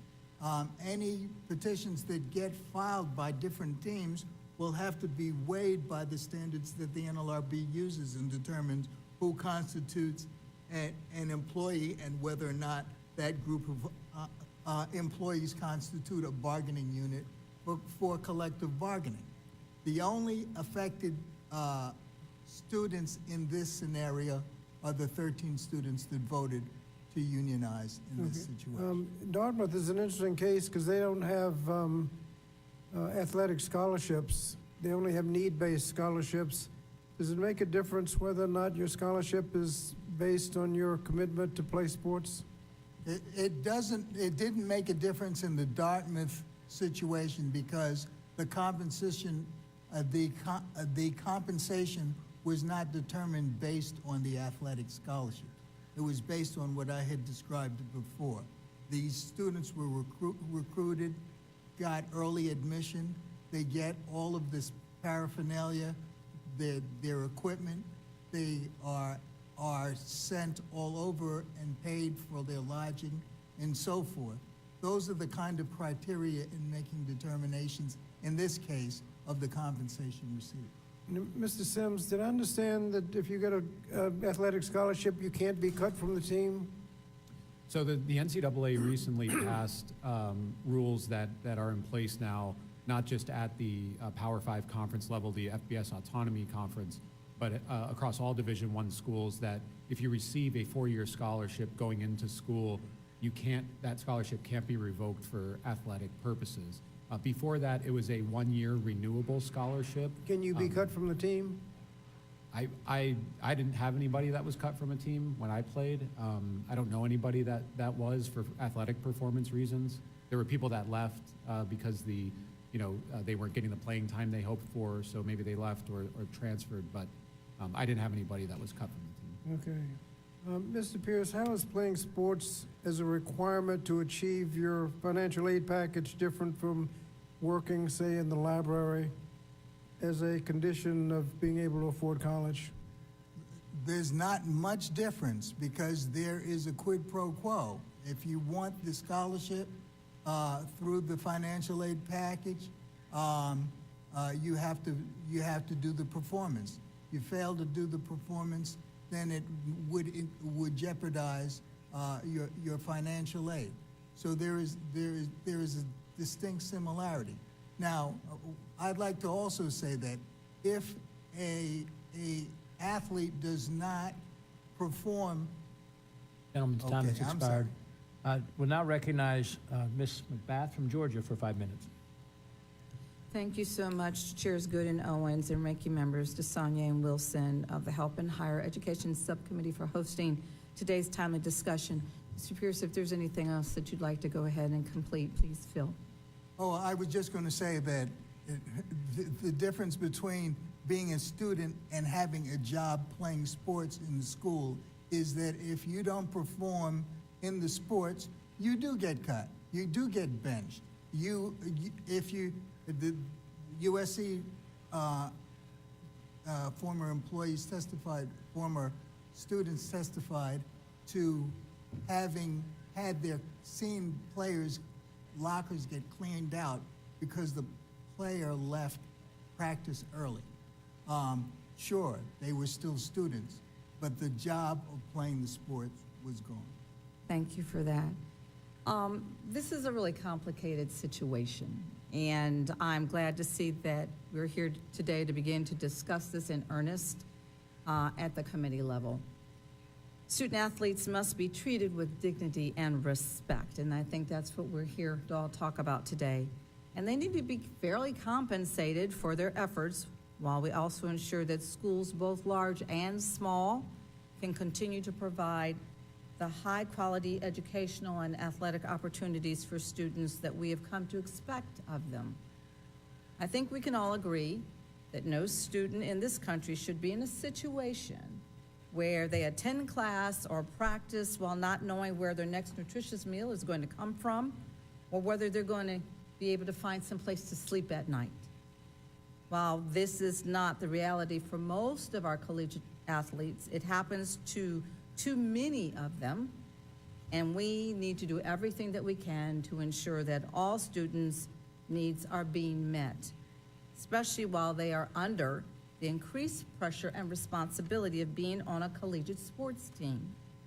Students are rightfully concerned about their futures and are looking to their leaders for solutions, not for politics. Now is not the time to scare our students with highly unlikely worst-case scenarios and bad faith exaggerations of the impacts that this recent NLRB decision will have on collegiate sports and even high school sports, as claimed by some. We must remember that this applies to just one team at just one private university in a very specific situation. A one-size-fits-all solution doesn't work here, as exemplified by the complexity and the uniqueness of this topic. And I look forward to continuing this conversation with my colleagues on this committee and our universities in Georgia, which I represent, to ensure that any action that we take is going to always put the education of our students first. And I yield back the balance of my time. Thank you. We will now recognize Ms. Hayes for 5 minutes. Thank you. And thank you to our witnesses for being here today. I'm from Connecticut, and for a long time we didn't have a professional sports team. Now we have the WNBA Connecticut Sun. So college basketball is our sport. And although the NLRB does not cover state schools, I know the benefit of UConn basketball for the state of Connecticut and our economy. And it's worth noting that for years, the two highest paid state employees in Connecticut are the men and women's basketball coaches, respectively. So college athletics has become a multi-billion-dollar industry. This past fiscal year, the National Collegiate Sports Association, or NCAA, brought in $1.3 billion in revenue. In fiscal year 2022, the most prominent athletic conferences of the NCAA reported more than $3.3 billion in revenue, thanks to the hard work of their collegiate athletes. Not only are these athletes not fairly compensated for the value they provide or skills they possess, but their basic needs are often not being met. A 2019 Hope Center for College Community and Justice survey found that almost 24% of Division I athletes experienced food insecurity in the month before the reporting period. Further, a 2022 study published by the National Institutes of Health found food insecurity more prevalent among college athletes compared to the general university population. Ms. Bodensteiner, do college athletic scholarships at St. Joseph University include a meal stipend? And additionally, are the athletes on partial or no scholarships provided with food assistance? Thank you for your question. The amount of scholarship depends on how much athletic aid the coaches have and how much they can give. So some are on full room and board, some are not. But when they're participating in athletics, meals incidental to that participation are covered by the university. Last month, thank you. Last month, I introduced the Closing the College Hunger Gap, legislation that would direct the U.S. Secretary of Education to notify college students of their eligibility for SNAP based on information reported through the FAFSA form. Ms. Bodensteiner, do you believe that legislative efforts could help to make sure that college students are receiving meals while they are on the university campus? I think all students need to and deserve to have meals when they're on campus. I've been, horrified at the concept of reducing or doing away with Pell Grants that's been spoken about. And athletes can receive Pell Grants, and many do, although at our institution it's less than 10% who are Pell Grant eligible. But I am in favor of any legislation that helps give college students in general access to food. Wow, I didn't expect for you to be my favorite witness today, but thank you for that. Because I too agree with those things wholeheartedly. All students, hungry kids don't learn. And for a student to be expected to play sports and not have food just exacerbates that issue. In 2015, athletes in football, baseball, men's basketball, and women's basketball in Division I sports reportedly spent about 40 hours a week on athletic activities in addition to the hours spent on academics. Dartmouth basketball players cited their struggle to pay bills as one reason behind their decision to unionize. Mr. Sims, in your opening, you raised questions about tax status, overtime, and what the definition of an employee is. Aren't all these things issues that could be negotiated at the bargaining table and agreed to by both sides, the students and the employers or the universities? Thank you so much for your question. Yeah, those issues certainly would be issues that would be collectively bargained. The question is whether the university or the union on the other side would agree. And that's a lot of the uncertainty that I spoke about in my opening statement was about the uncertainty in collective bargaining and how that would play out.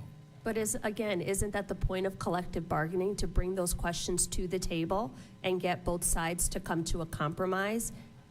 I mean, every time a union goes to the table, there's uncertainty about what's going to happen on both sides. That actually is the basic premise behind collective bargaining. Correct, that is the premise behind it, but the collective bargaining only requires you to bargain in good faith. It doesn't require you to agree to the other side's proposals. So again, the question is the uncertainty of whether that would actually benefit the student athletes or not benefit the student athletes. And that's really part of where my concern lies. But if it doesn't benefit, the athletes have the opportunity to walk away. My time has expired. Thank you all for your testimony today. I yield back. Thank you. We'll now recognize Chairman Fox for 5 minutes. Thank you, Mr. Chairman. Ms. Bodensteiner, an NLRB regional director recently found that the men's basketball players at Dartmouth College are employees. The student athletes subsequently voted to join a union. Can you discuss what impact this decision could have on competition in college athletics? Thank you for the question. We'll start with the decision itself, which I thought was interesting in terms of the fact that Dartmouth student athletes receive no athletics aid. Their financial aid is purely need-based. So this is a very unusual, I think, application. It's also ironic in that the exact factors that are deemed to be control are also, how student athletes travel, where they stay on the road, are also to protect them. If we sent them out in their own cars and had them find their own Airbnb, we'd be here in a different direction. So I thought those were very interesting application of the facts. But as I've mentioned here before, I am not anti-union at all. I just am worried about the fact that there'd only be a handful of unions in a competitive environment that would create, even my own conference, the Atlantic 10, where only a few of the schools would be subject to unionization, would make it very difficult, as Chairman Gaston Pierce recognized in Northwestern, to compete on a level playing field. Recruiting athletes, recruiting coaches, recruiting athletic trainers, when one is operating under a student athlete workforce and the others are not, I think would be incredibly difficult. Thank you very much. Professor Mitten, Collegiate sports have undergone transformational change in recent years. Student athletes may monetize their name, image, and likeness and more freely transfer schools without losing eligibility. Given these significant changes, do requirements still exist to maintain the educational primacy of intercollegiate sports? Yes, very much so, Chairwoman Fox. If you look at the 2022 NCAA Constitution, student athletes are much better off than they were in 2015. In fact, I would say there's no better time in the history of the NCAA, going all the way back to 1906. Student athletes have it very well. I mean, there's scholarship protections at the Division I level. They can get multi-year scholarships, full cost of attendance scholarships, and individual schools, if they want, can provide academic bonuses. Above that, just simply for meeting grades, you can get up to almost $6,000 if a school chooses to do it. And then certainly NIL rights. There are some athletes that are getting 6- and 7-figure deals. Well, I think it's always been significant that we do say student athletes. Mr. Sims, in your written testimony, you note that you do not believe you believe it is not in student athletes' best interest to be classified as employees under the National Labor Relations Act. Can you discuss why you believe that and explain some of the potential consequences of unionization on student athletes? Thank you for the question, Chairman. As I spoke about earlier in my opening testimony, I have many concerns about unionization and whether it would result in positive outcomes or not. The first issue being compensation and taxes.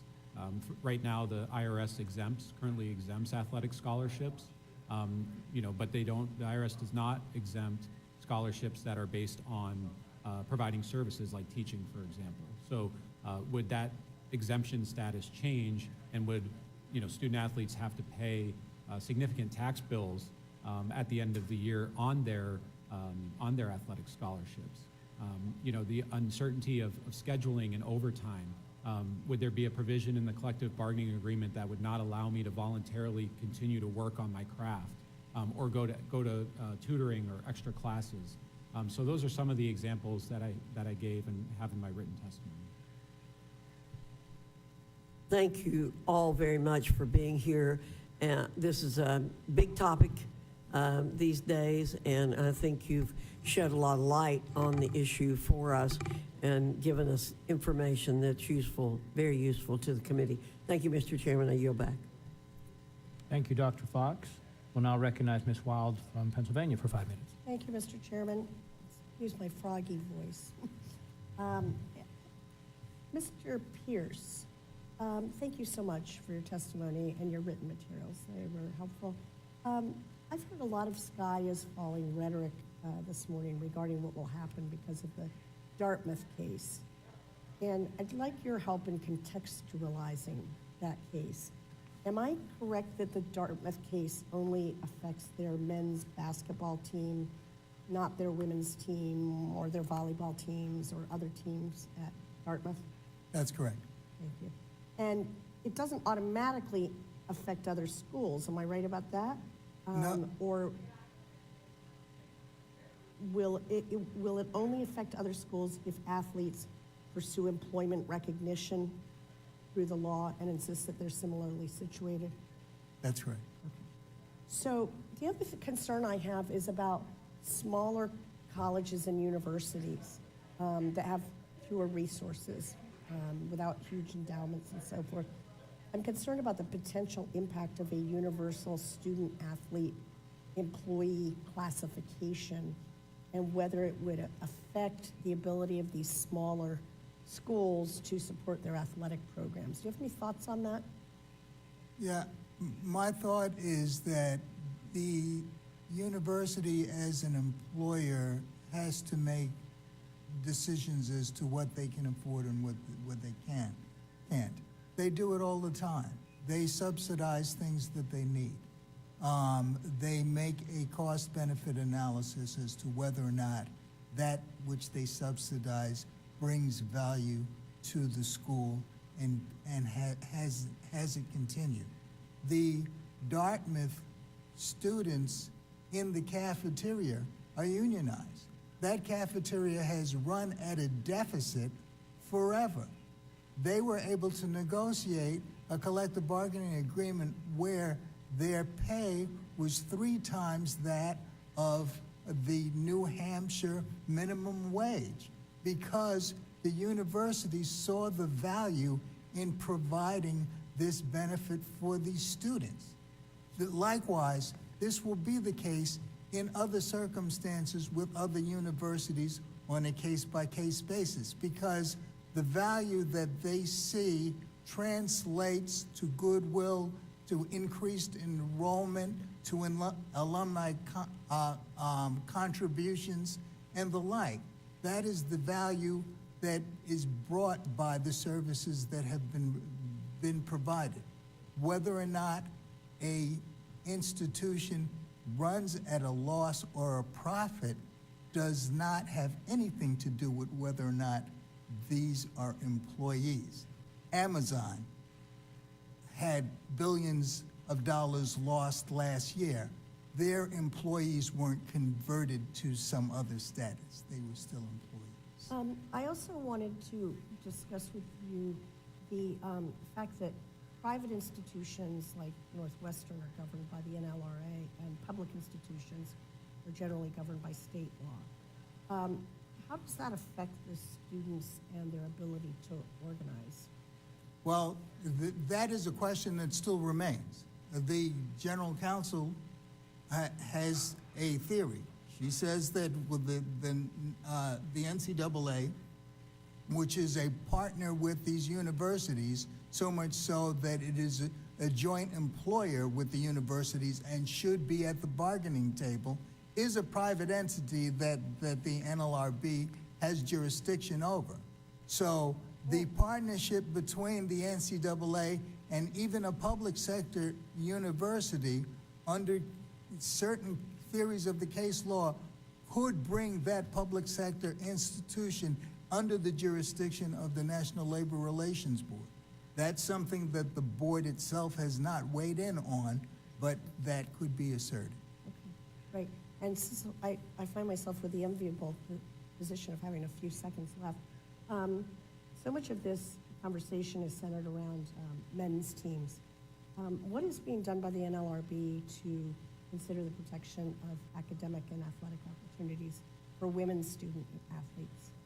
Well, if women's teams are in a position to file a petition to be unionized and they meet the employee criteria that has been established in cases like the Dartmouth case, they can well be found to be employees and can unionize. Thank you so much. You're welcome. Thank you. We'll now recognize Mr. Thompson from Pennsylvania for 5 minutes. Well, Chairman, thank you so much, and thank you to all of our witnesses for being here today. Just in my time since arriving in Congress, the landscape of college athletics really has shifted significantly. And we all know the system is at an inflection point as we deal with the ramifications of name, image, likeness, or NIL.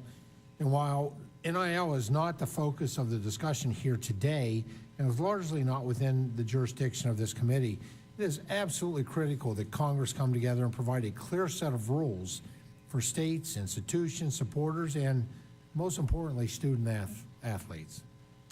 I remain concerned that without key safeguards, oversight, and a proper regulatory framework, the current NIL market is unstable and it leaves student athletes vulnerable. As for the focus of today's hearing, I'm proud to represent colleges and universities of all sizes and athletic affiliation in Pennsylvania's 15th Congressional District, ranging from large Division I programs like Penn State to Division III institutions like the University of Pittsburgh at Bradford, and quite frankly, everything in between. While these institutions have many differences, one thing I consistently hear from faculty, staff, administrators, and student athletes are profound concerns over reclassifying student athletes as employees. The cornerstone of college athletics has always been the ability of individuals to earn a college degree while participating in their sport of choice. In fact, even as the NCAA sees record participation in collegiate athletic programs, only a small fraction of student athletes will go professional. The college degree offers students the skills and knowledge to succeed in their careers beyond athletics. Yet the National Labor Relations Board threatens these opportunities for young men and women around the country. Ms. Bodensteiner, I'm proud to see a fellow Pennsylvanian here today, and thank you for being with us. What most people do not understand, as you noted in your testimony, is that most universities, including many large institutions that have successful Division I programs, do not generate a profit from their athletic programs. So my first question for you is, if the NLRB's decision in the Dartmouth case is upheld and student athletes are classified as employees, what would the financial impact be on college athletic programs? Thank you for your question and for your service to our state. The college athletics is currently not set up to manage a student athlete workforce. We have 480 student athletes, the administrative and infrastructure that would be required, and as Chairman Gaston Pierce noted, there could be 21 different bargaining units among my 21 sports, and that would be an incredible expense to the institution to try and manage that. Not to mention if there were negotiated benefits as part of that. So I think the cost to institutions would be great. And thank you also for acknowledging at St. Joseph's University, where we do not make a net profit by any means, our coaches are teachers. We are here because 95% of women who have reached the C-suite and Fortune 500 were athletes. That's why we're doing what we do. And to change this from the teaching, the mentoring, and the developing into a student-athlete workforce would be incredibly, go against everything, every reason we support it, but more importantly, would cost a lot of money. So can you discuss how universities would react to the increased cost of operating athletic programs, the overhead costs that would be significant, including any potential cuts you see being made? I can't speak on behalf of my university, but I think just in talking to athletic directors, I think difficult decisions could have to be made in terms of what sport, how many student athletes is the right number, and how many sports you can continue to sponsor to support a student athlete workforce. It seems to me that increased overhead costs will once again become a cost item by which tuition will be reflected in increased tuition. This is a committee that's been obviously committed to making higher education more affordable, and this is counterintuitive to affordability in higher education. If the NLRB is permitted to treat student athletes who do not even receive athletic scholarships as employees, would that impact other students participating in extracurricular activities such as music, theater, or marching band? If you apply the regional director's decision in Dartmouth, I mean, we now have some band and cheer getting scholarships to participate in activities. We have a theory that financial aid is one thing, but financial aid and an invitation to belong is more powerful. And so you could really look at a lot of extracurricular activities under the breadth and scope of the Dartmouth and say that absolutely the pep band members could be employees.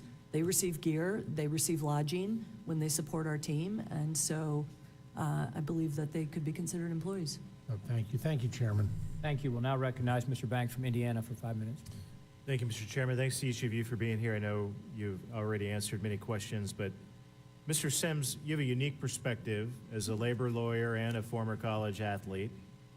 From your perspective, I think you've already answered this, but would college athletics be able to sustain itself if student athletes became employees? Thank you for the question.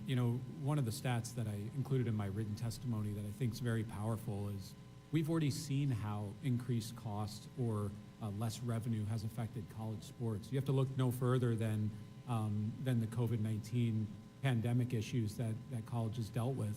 And in total, excuse me, 112 Division I sports were cut by 35 schools, and 77 still haven't been reinstated. And between March 11th and November 6th of 2020, a total of 352 NCAA sports programs were cut.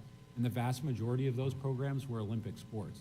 So given your question, given the administrative costs that could come down the line and potential increased costs if a single unit or a couple units were able to bargain for increased compensation or increased benefits, I'm concerned that these numbers will start showing themselves again. If student athletes did become employees, could universities implement non-compete clauses restricting them from transferring, technically? Thank you for the question. I certainly think that's possible. As I discussed previously, collective bargaining brings a lot of uncertainty. So whether employees can transfer, whether they're not allowed to transfer, we don't know how that's going to play out in a collective bargaining environment. Could student athlete employees be subject to performance reviews? Well, based on my experience in negotiating collective bargaining agreements and dealing directly with labor unions, certainly performance reviews are possible. It, again, depends what's negotiated into the collective bargaining agreement. But as I had previously stated, when I played professional hockey for 3 years, I played on 9 different teams. I got cut, I got called up, I got sent down, and certainly some of those were performance reasons. And those are the type of things that I would expect to see if a university was compensating student athletes for their performance and their playing proficiency. I could certainly see those type of issues coming up. Could student athlete employees be terminated for poor play or laid off for poor performance? That's certainly a possibility and something that universities would want to include in a collective bargaining agreement, especially if they do agree to certain additional benefits. Could student athletes who are allowed to transfer, could they immediately play for a new school under current rules? They could now. Yes, so when I But that could played, be changed if they become student athlete employees. sure, under a collective bargaining agreement, the transfer portal, there would be questions about what that would be. Right now, they can transfer and immediately play for another school. But if you have a collective bargaining agreement with your school, there may be a provision in there that prevents the student athletes from doing it. I imagine the same answer would apply to this. If they became employees, could there be a financial penalty for athletes that transfer to another school? Again, that's possible, depending on what's in the collective bargaining agreement.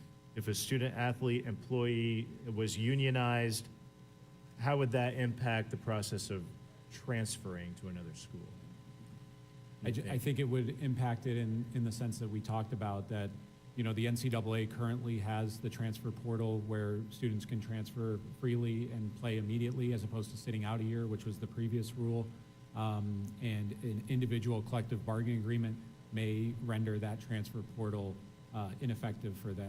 And how many years of eligibility will athletes have as employees? You and I are making the same point. That's a really good question. I don't know what the years of eligibility would be. Would they try to negotiate more than 4 years of eligibility in a contract? That's possible. They get paid, so they might want to stick around longer. You and I are making the same point. Today's student athletes have a lot of flexibility. And if they become unionized or collective bargaining under this situation, we're taking away, it seems to me, you can disagree, we're taking away a lot of flexibility from student athletes. Yeah, and it's not only the flexibility, it's the student athletes coming into the school and being potentially subject to that collective bargaining agreement that they never agreed to, right? Or choosing not to go to that school because they have a collective bargaining agreement and that school potentially suffering. Seems like we're opening Pandora's box. Thank you, Mr. Chairman. I yield back. Thank you. We'll now recognize our ranking member for 5 minutes. Thank you, Mr. Chairman. Mr. Pierce, you mentioned the case in 1950 where the NCAA defined student athlete. We've argued about this to a certain degree in Olympics and college athletics as well. Are they really amateurs or not? So in that case, I found that fascinating. I did not realize that what you said in your testimony was student athlete was put in place to protect the institution, the NCAA, from potential lawsuit from somebody. Could you elaborate on that? And just as from the NLRB's position, if it walks like a duck and quacks like a duck. It doesn't seem like it was ever really amateur at some level. Well, it was a defensive strategy on the part of the NCAA in the 1950s to preserve it from lawsuits. There was a lawsuit that was filed because of the wrongful death of an athlete who was playing football and died during the course of that. Consequently, this term of art, student athlete, which stressed the amateurism in order to be able to argue that this student was not an employee but a student, and therefore they would be escaping liability. Right. It was the concern about liability, not the whole notion of the purity of amateurism that was the motivating factor in that determination. And that persisted in subsequent litigations where athletes have sued their universities because of the injuries they sustained. So wasn't that part of the Alston decision, which was a unanimous decision? The opinion was written by a Trump appointee, Justice Gorsuch. I've already used the quote from Kavanaugh. Wasn't that acknowledging what we've been living under? I mean, from a legal standpoint, the Supreme Court said these are not amateurs. That's right. And the Supreme Court further said that collective bargaining is warranted because of the imposition on the lives and livelihoods of these athletes that the NCAA creates. So there are a lot of decisions I don't agree with the current Supreme Court. So Congress would have to correct it, and this is separate from name, image, and likeness, would it not? Or could it? That's right. We would have to really make it a strict defining line as to what is amateur and what is compensation. I think so. Would explain to me a little bit about how you would perceive the NLRB dealing with this situation as been expressed, having gone to a private Catholic college and played minor sports. How do you deal with the competition aspect? To some degree, I could see, for instance, in the case of Dartmouth, SEIU representing them, but collectively bargaining in a pattern base for all of the student athletes in the school. How would the NLRB approach that? How would they discern who's has standing or not? Well, with respect, I'm hearing two questions here and I'll answer one or I'll answer what I understand in case I'm misunderstanding you. If we're concerned about a proliferation of bargaining units within a university, because each actually, excuse me, I'm not. I'm concerned about protecting the students as employees. So you could have SEIU come in and represent all of them with the students agreeing to that. Exactly, and that would be something that the unions could do after they get certified as the exclusive representative. So my question is, how would the NLRB approach that? What the NLRB would do is if the unions each have established themselves as the representatives of each of the teams, and they decide to join together as an amalgamation to bargain as a group with the university, the NLRB would certainly permit that and recognize that. So the NLRB, just like a multi-employer bargaining is permissible. So they would just wait to see what the prospective bargaining units would bring to them. That's right. Okay. Thank you all. Thank you very much. I yield back.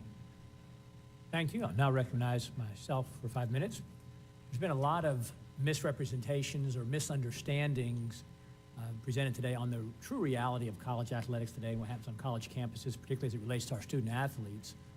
Most underprivileged student athletes are on full scholarship as football and basketball players predominantly, and they get many financial benefits beyond tuition, room and board, books, and fees, up to in the range of $1,000 a month for full cost of attendance, academic incentives, Pell Grant, and so forth, as has already been noted. Most of the Olympic sports are very expensive to compete in, and to get to the level, the travel club level, and that requires a lot of parental investment in order to get to the collegiate skill level. And most college student athletes are, in fact, not on scholarship. And they said again, most college student athletes are not on scholarship. And they're willing participants. And they are the envy of the rest of campus and the envy of their high school teammates who didn't have the ability to continue in college. That is the reality of the student athletes that we're talking about on a typical college campus. Appreciate all of our witnesses today. Ms. Bodensteiner, other than football and basketball, we've talked about many times how the other sports don't typically obviously generate revenue, with very rare exception and niche situations. Would you venture to estimate what the cost of employment status might be for the typical D1 university? What would that cost be, maybe on a monthly, weekly, annual basis? I haven't thought through it from that perspective, but I can say that adding 480 student-athlete employees would be about the same number of employees we have currently. So you can assume you'd double your human resources department. And I think the infrastructure would be considerable. Well, I will just give some estimated raw numbers. Let's just say you've got typically 500 student athletes at a D1 school. Let's say you're going to pay them $20 an hour. I don't know they would negotiate if Mr. Pierce and others had their way for $20 an hour, but let's say it was $20 an hour for 20 hours a week, and they do not work more than 20 hours a week. That's a misrepresentation, true, also, by the way. So let's say you had to pay them $400 a week times 500 student athletes, that's $200,000 a week. If you annualize that, and I realize they're not the full 20 hours a week during the so-called off-season, there's no off-season, but that's some $10 million a year for the typical D1 institution.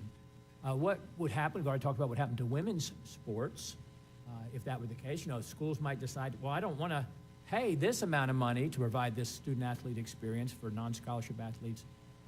But even beyond women's sports, men's Olympic sports would be most impacted. We might decide we don't want golf, we don't want track, we don't want wrestling, we don't want these other men's sports. But I know you've talked about it some today, but talk about the impact that it might have on women's sports, but also men's sports who don't have Title IX protection. Yeah, I mean, I think the first unfortunate thing would be a transforming or transitioning financial aid into the wages. And so I think, again, financial aid provides college access to so many student athletes throughout the country. But, you know, women's sports are largely protected by Title IX, not that everyone follows Title IX and adheres to it. But I think, you know, I do worry about men's and women's sports altogether, as you mentioned, that don't generate any revenue, which at most schools is several of the sports. And you think about, it's been mentioned here today about the Olympic Development Program, which is really colleges and universities. Our non-governing boards are USA Swimming's and Fencing's, and so, you know, it really utilize the colleges and universities heavily to prepare Olympians, and I do think some difficult decisions would have to be made.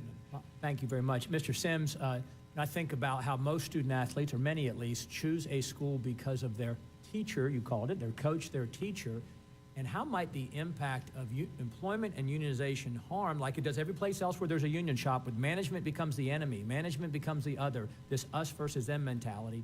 How might it change the relationship between student athletes and their coach if it was a union situation, union employment situation?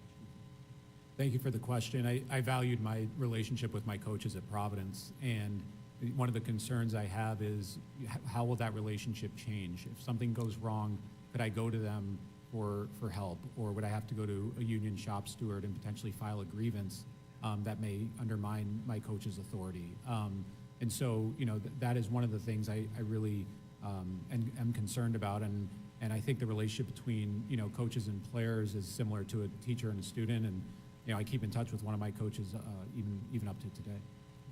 And while Ms. Bodensteiner, I appreciate what you said a couple times today, hey, you're pro-union. I do not share those pro-union views, but I appreciate that you were still able to articulate what a really dangerous thing this would be to employ or consider student athletes as employees, and therefore to give them the ability to unionize.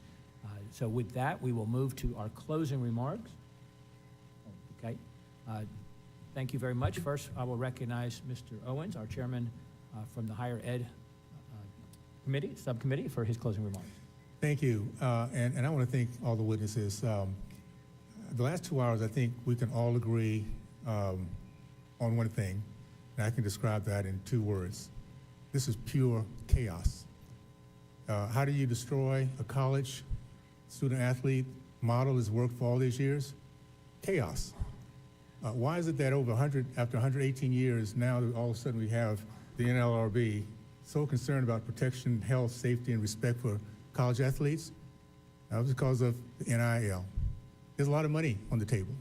It has nothing to do with the athlete. It has to do with the fact that it's a very, it's a place where you can get a lot of income just by unionizing. Now, I'm going to kind of put it as straight as I can. There's an old saying that says, if it ain't broke, don't fix it. NLRB, RB, and union bosses say very simply, if it's working, break it. As long as we get paid, keep breaking it. That's what we're looking at right here. And I'm a product of this process. I went to the University of Miami. I got a scholarship there, graduated biology and chemistry. Could not afford to have done that. Did not go there to think I was going to go to the NFL. Just went there to get an education. The benefit was all the other serendipities, character, tenacity, grit, understanding ups and downs, multitasking, Mr. Sims, you mentioned that. And there's also that plus factor. The plus factor is if I meet another athlete, I already have a certain amount of respect, particularly if I've seen as ups and downs. And there's a plus factor if I found out they were wrestlers. So these are things because we understand that character being built being in our process. Guess who doesn't care about that? NLRB and the union bosses.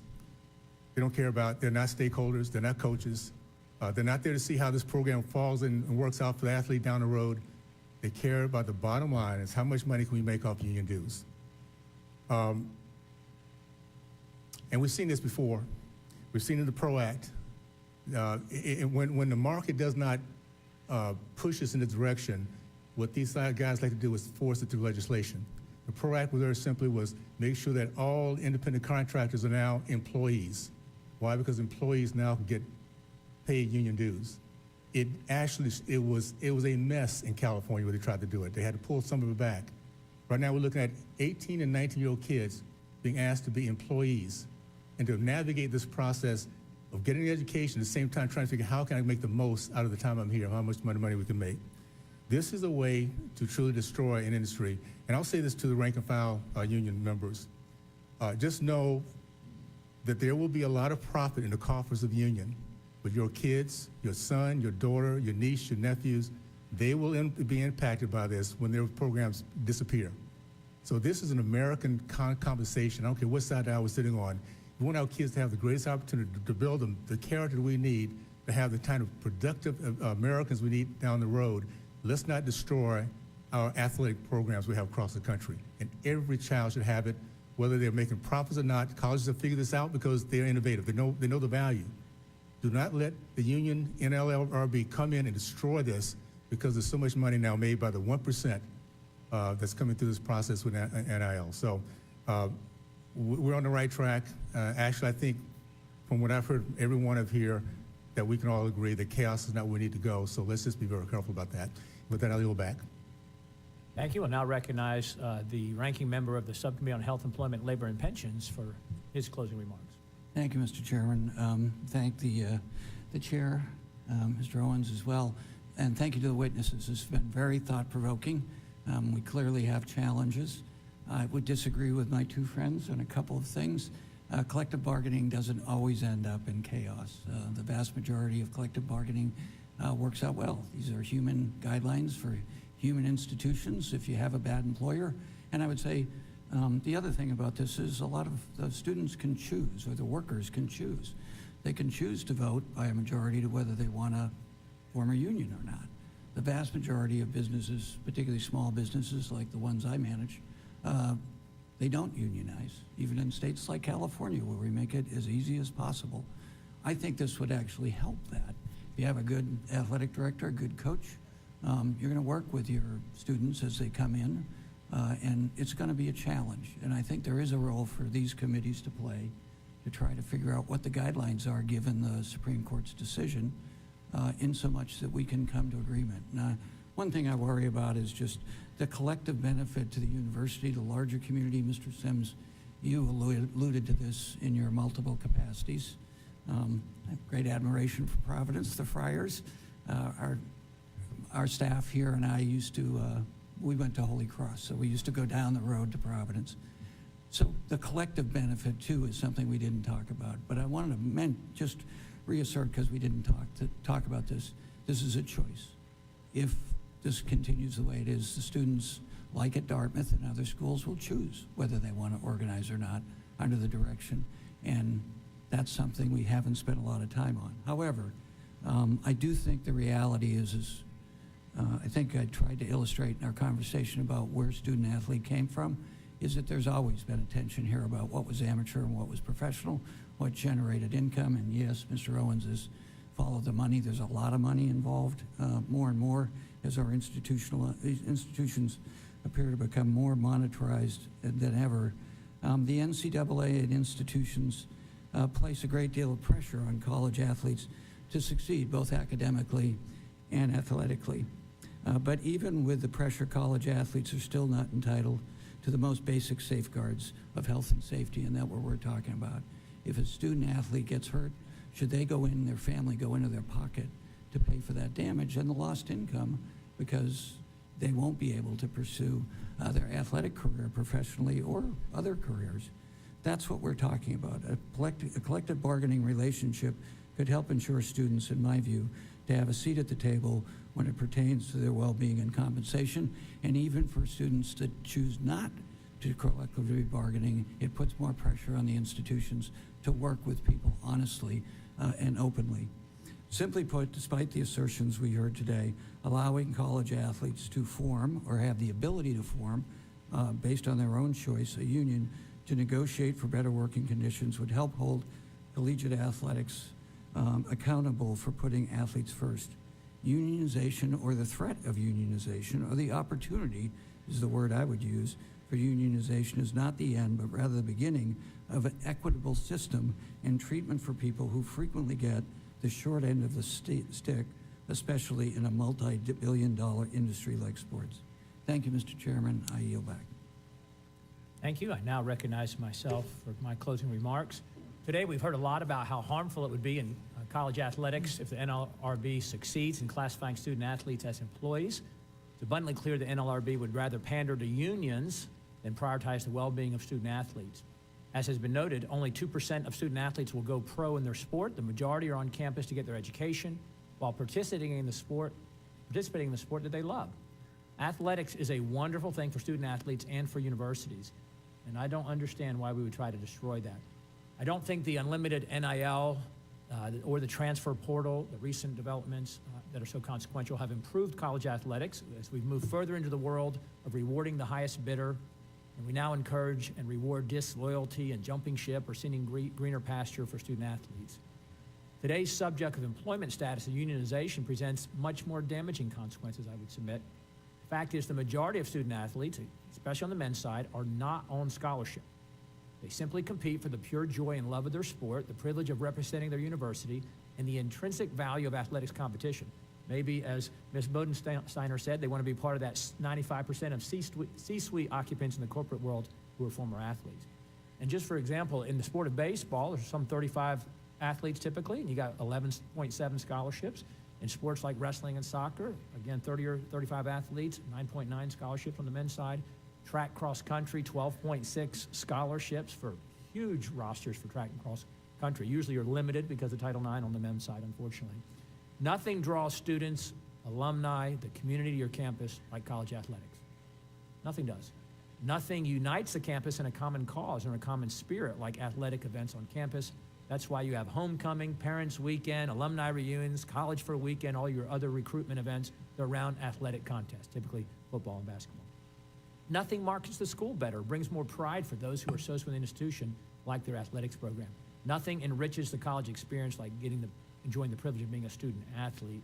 And again, nothing builds those character qualities most desired and most key to success in life like getting the privilege of being a student athlete. That said, as I referenced a little earlier, this exploited student athlete is a myth. That is a myth, the exploited student athlete. Typical student athletes who are on scholarship can receive in the range of $1,000 to $1,500 a month in cash benefits, again, beyond tuition, room, board, and books and fees for cost of attendance, academic incentives, Pell Grants, and so forth. It's also, I would like to note that it's a disgrace that one of our witnesses today injected race, typical into the left's presentation of almost every issue, into this discussion today, claiming that white college administrators are exploiting black athletes on our college campuses. I think that was a disgrace that was said today.